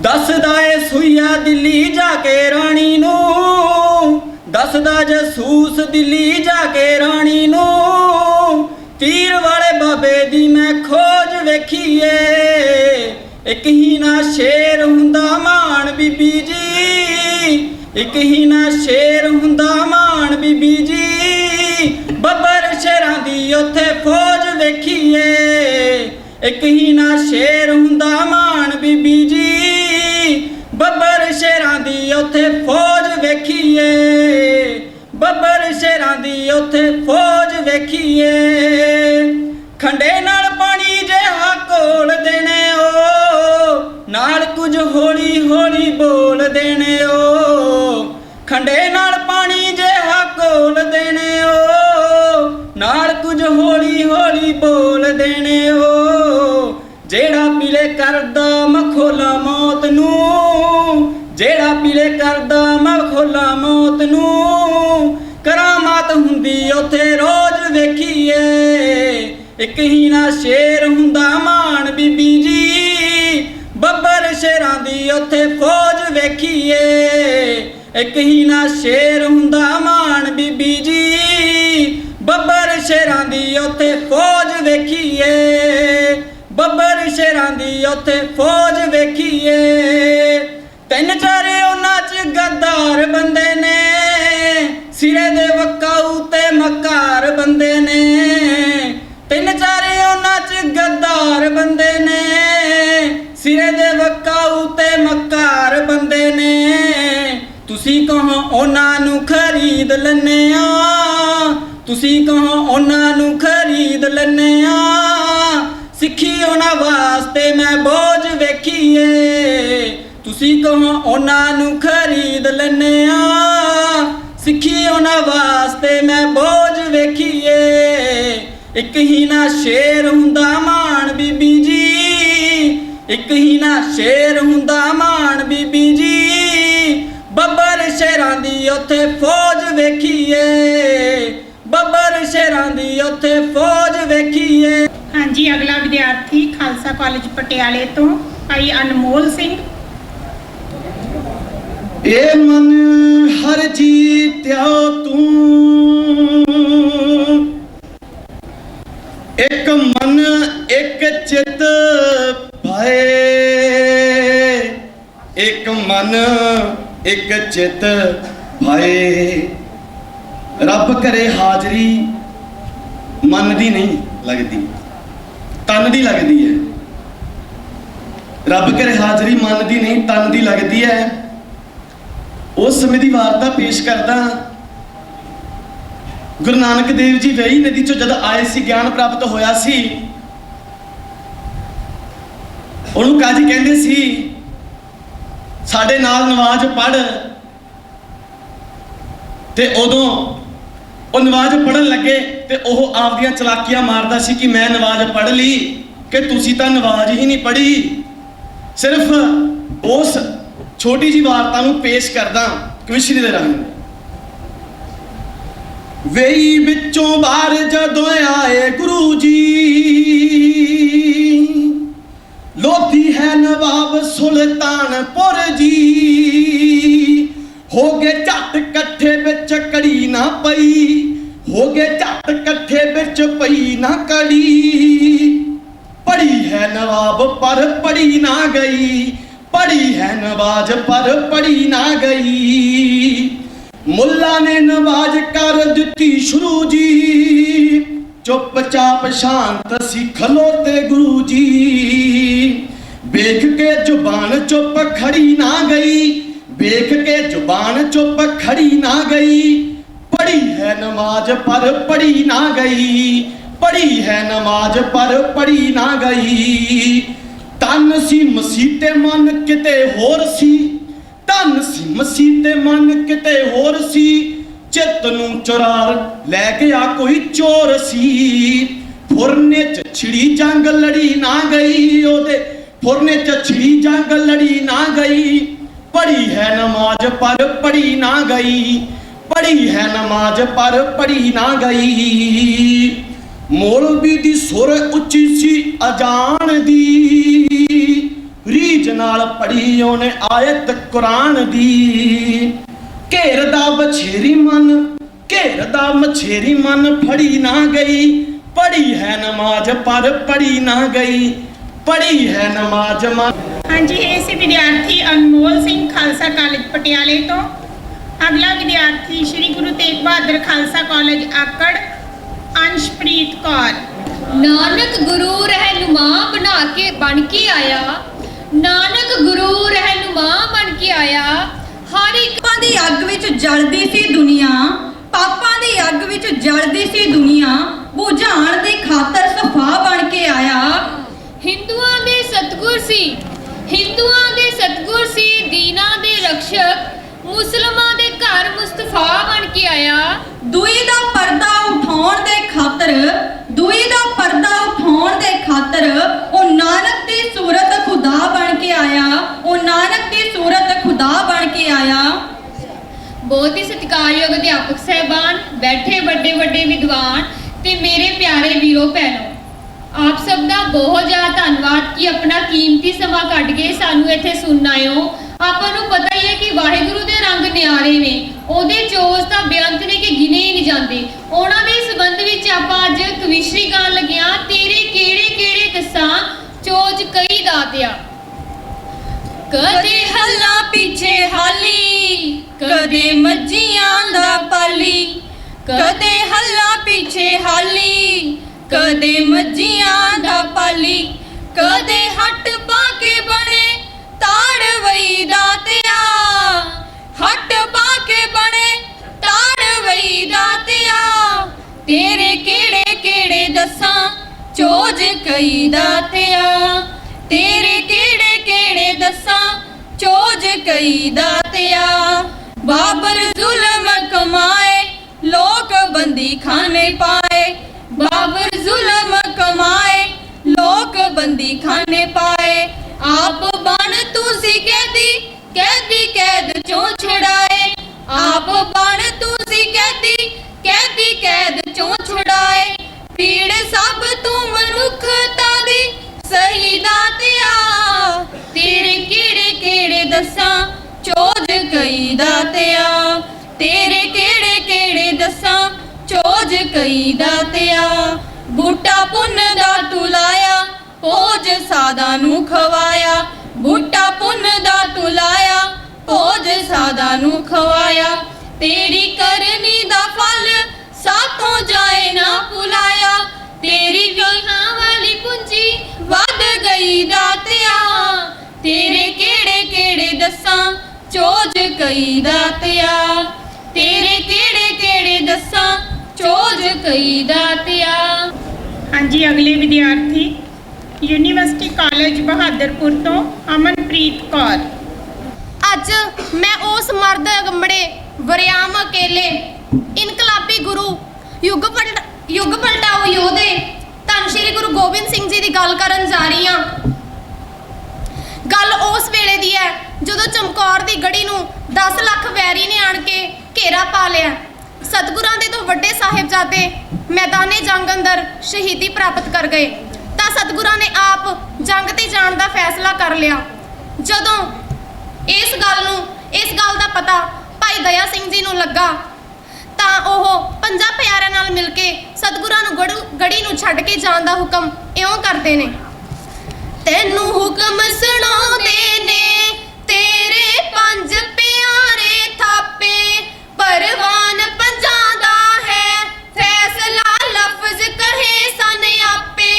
पूरा हो सकना नी घाटा बड़ा पवेगा पारा, छड़ के चमकौर गढ़ी इथों तुर जा शाय सवारा, छड़ के चमकौर गढ़ी इथों तुर जा शाय सवारा।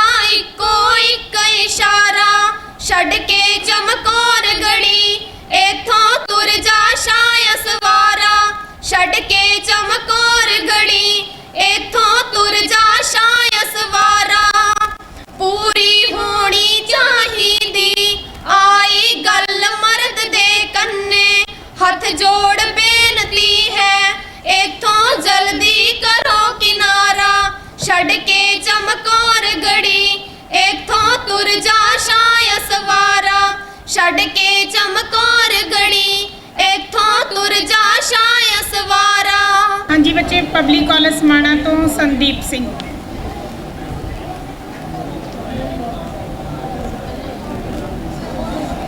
ਹਾਂਜੀ, ਗੁਰਮਤਿ ਕਾਲਜ ਦੇ ਵਿਦਿਆਰਥੀ ਕਿਆ ਹੈ? ਸਭ ਤੋਂ ਪਹਿਲਾਂ आओ गज के फतेह बुलाइए श्री वाहिगुरु जी का खालसा वाहिगुरु जी की फतेह। तू चौक चांदनी भुल गई, तू चौक चांदनी भुल गई, भुल बैठी ते गाया रे नी बस ऐसे करके तेरे नाल साडी बनदी नहीं सरकारे नी बस ऐसे करके तेरे नाल साडी बनदी नहीं सरकारे नी। तू लाल किले दी रानी तेरे खसम भी ताजा वाले ने, तू लाल किले दी रानी तेरे खसम भी ताजा वाले ने। असी वारिस कच्चियां गड़ियां दे सानू पालिया बाजा वाले ने, तेरे लई मखमली से जाने तेरे लई मखमली से जाने साडे लई मांछी वाड़े नी बस ऐसे करके तेरे नाल साडी बनदी नहीं सरकारे नी बस ऐसे करके तेरे नाल साडी बनदी नहीं सरकारे नी। जो साडी नजर च ओदे ने तेनू कातिल लगन हवारे नी बस ऐसे करके तेरे नाल साडी बनदी नहीं सरकारे नी बस ऐसे करके तेरे नाल साडी बनदी नहीं सरकारे नी। वाहिगुरु जी का खालसा वाहिगुरु जी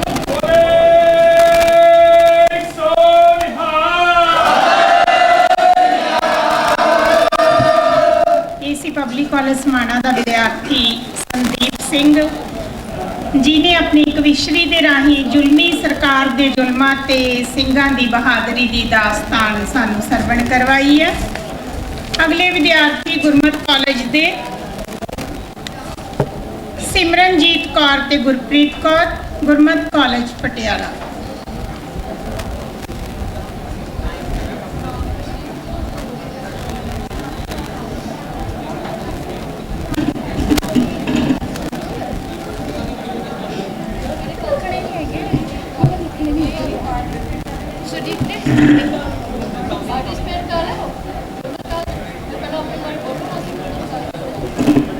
ਵਾਹਿਗੁਰੂ ਜੀ ਕਾ ਖਾਲਸਾ ਵਾਹਿਗੁਰੂ ਜੀ ਕੀ ਫਤਿਹ। ਆਡੀਅנס ਨੂੰ ਰੂਬਰੂ ਹੋ ਉਧਰ ਉੱਪਰ ਕਰੋ।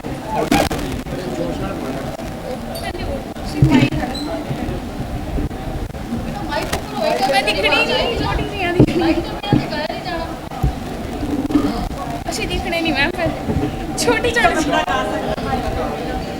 ਵਾਹਿਗੁਰੂ ਜੀ ਕਾ ਖਾਲਸਾ ਵਾਹਿਗੁਰੂ ਜੀ ਕੀ ਫਤਿਹ।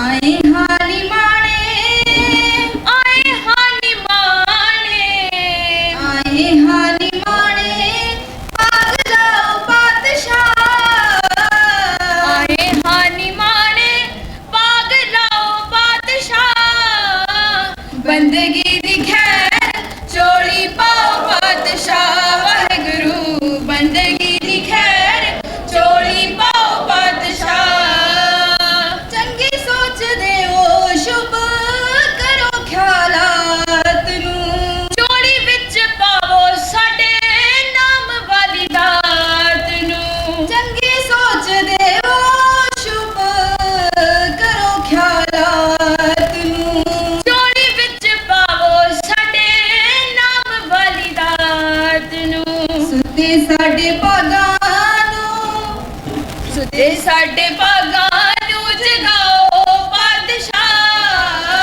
ਸੁੱਤੇ ਸਾਡੇ ਭਾਗਾਂ ਨੂੰ ਜਗਾਓ ਪਾਤਸ਼ਾਹ ਬੰਦਗੀ ਦੀ ਖੈਰ ਚੋਲੀ ਪਾਓ ਪਾਤਸ਼ਾਹ ਵਾਹਿਗੁਰੂ ਬੰਦਗੀ ਦੀ ਖੈਰ ਚੋਲੀ ਪਾਓ ਪਾਤਸ਼ਾਹ ਕਰੋ ਕਲਿਆਣ ਸਾਡੀ ਜ਼ਿੰਦਗੀ ਨਿਮਾਣੀ ਦਾ ਹਿਰਦੇ ਚ ਵਾਸਾ ਹੋ ਜੇ ਦਾਤਾ ਤੇਰੀ ਬਾਣੀ ਦਾ ਕਰੋ ਕਲਿਆਣ ਸਾਡੀ ਜ਼ਿੰਦਗੀ ਨਿਮਾਣੀ ਦਾ ਹਿਰਦੇ ਚ ਵਾਸਾ ਹੋ ਜੇ ਦਾਤਾ ਤੇਰੀ ਬਾਣੀ ਦਾ ਮਨਾਂ ਨੂੰ ਵੀ ਦੇ ਦਿਓ ਮਨਾਂ ਨੂੰ ਵੀ ਦੇ ਦਿਓ ਟਿਕਾਓ ਪਾਤਸ਼ਾਹ ਮਨਾਂ ਨੂੰ ਵੀ ਦੇ ਦਿਓ ਟਿਕਾਓ ਪਾਤਸ਼ਾਹ ਬੰਦਗੀ ਦੀ ਖੈਰ ਚੋਲੀ ਪਾਓ ਪਾਤਸ਼ਾਹ ਵਾਹਿਗੁਰੂ ਬੰਦਗੀ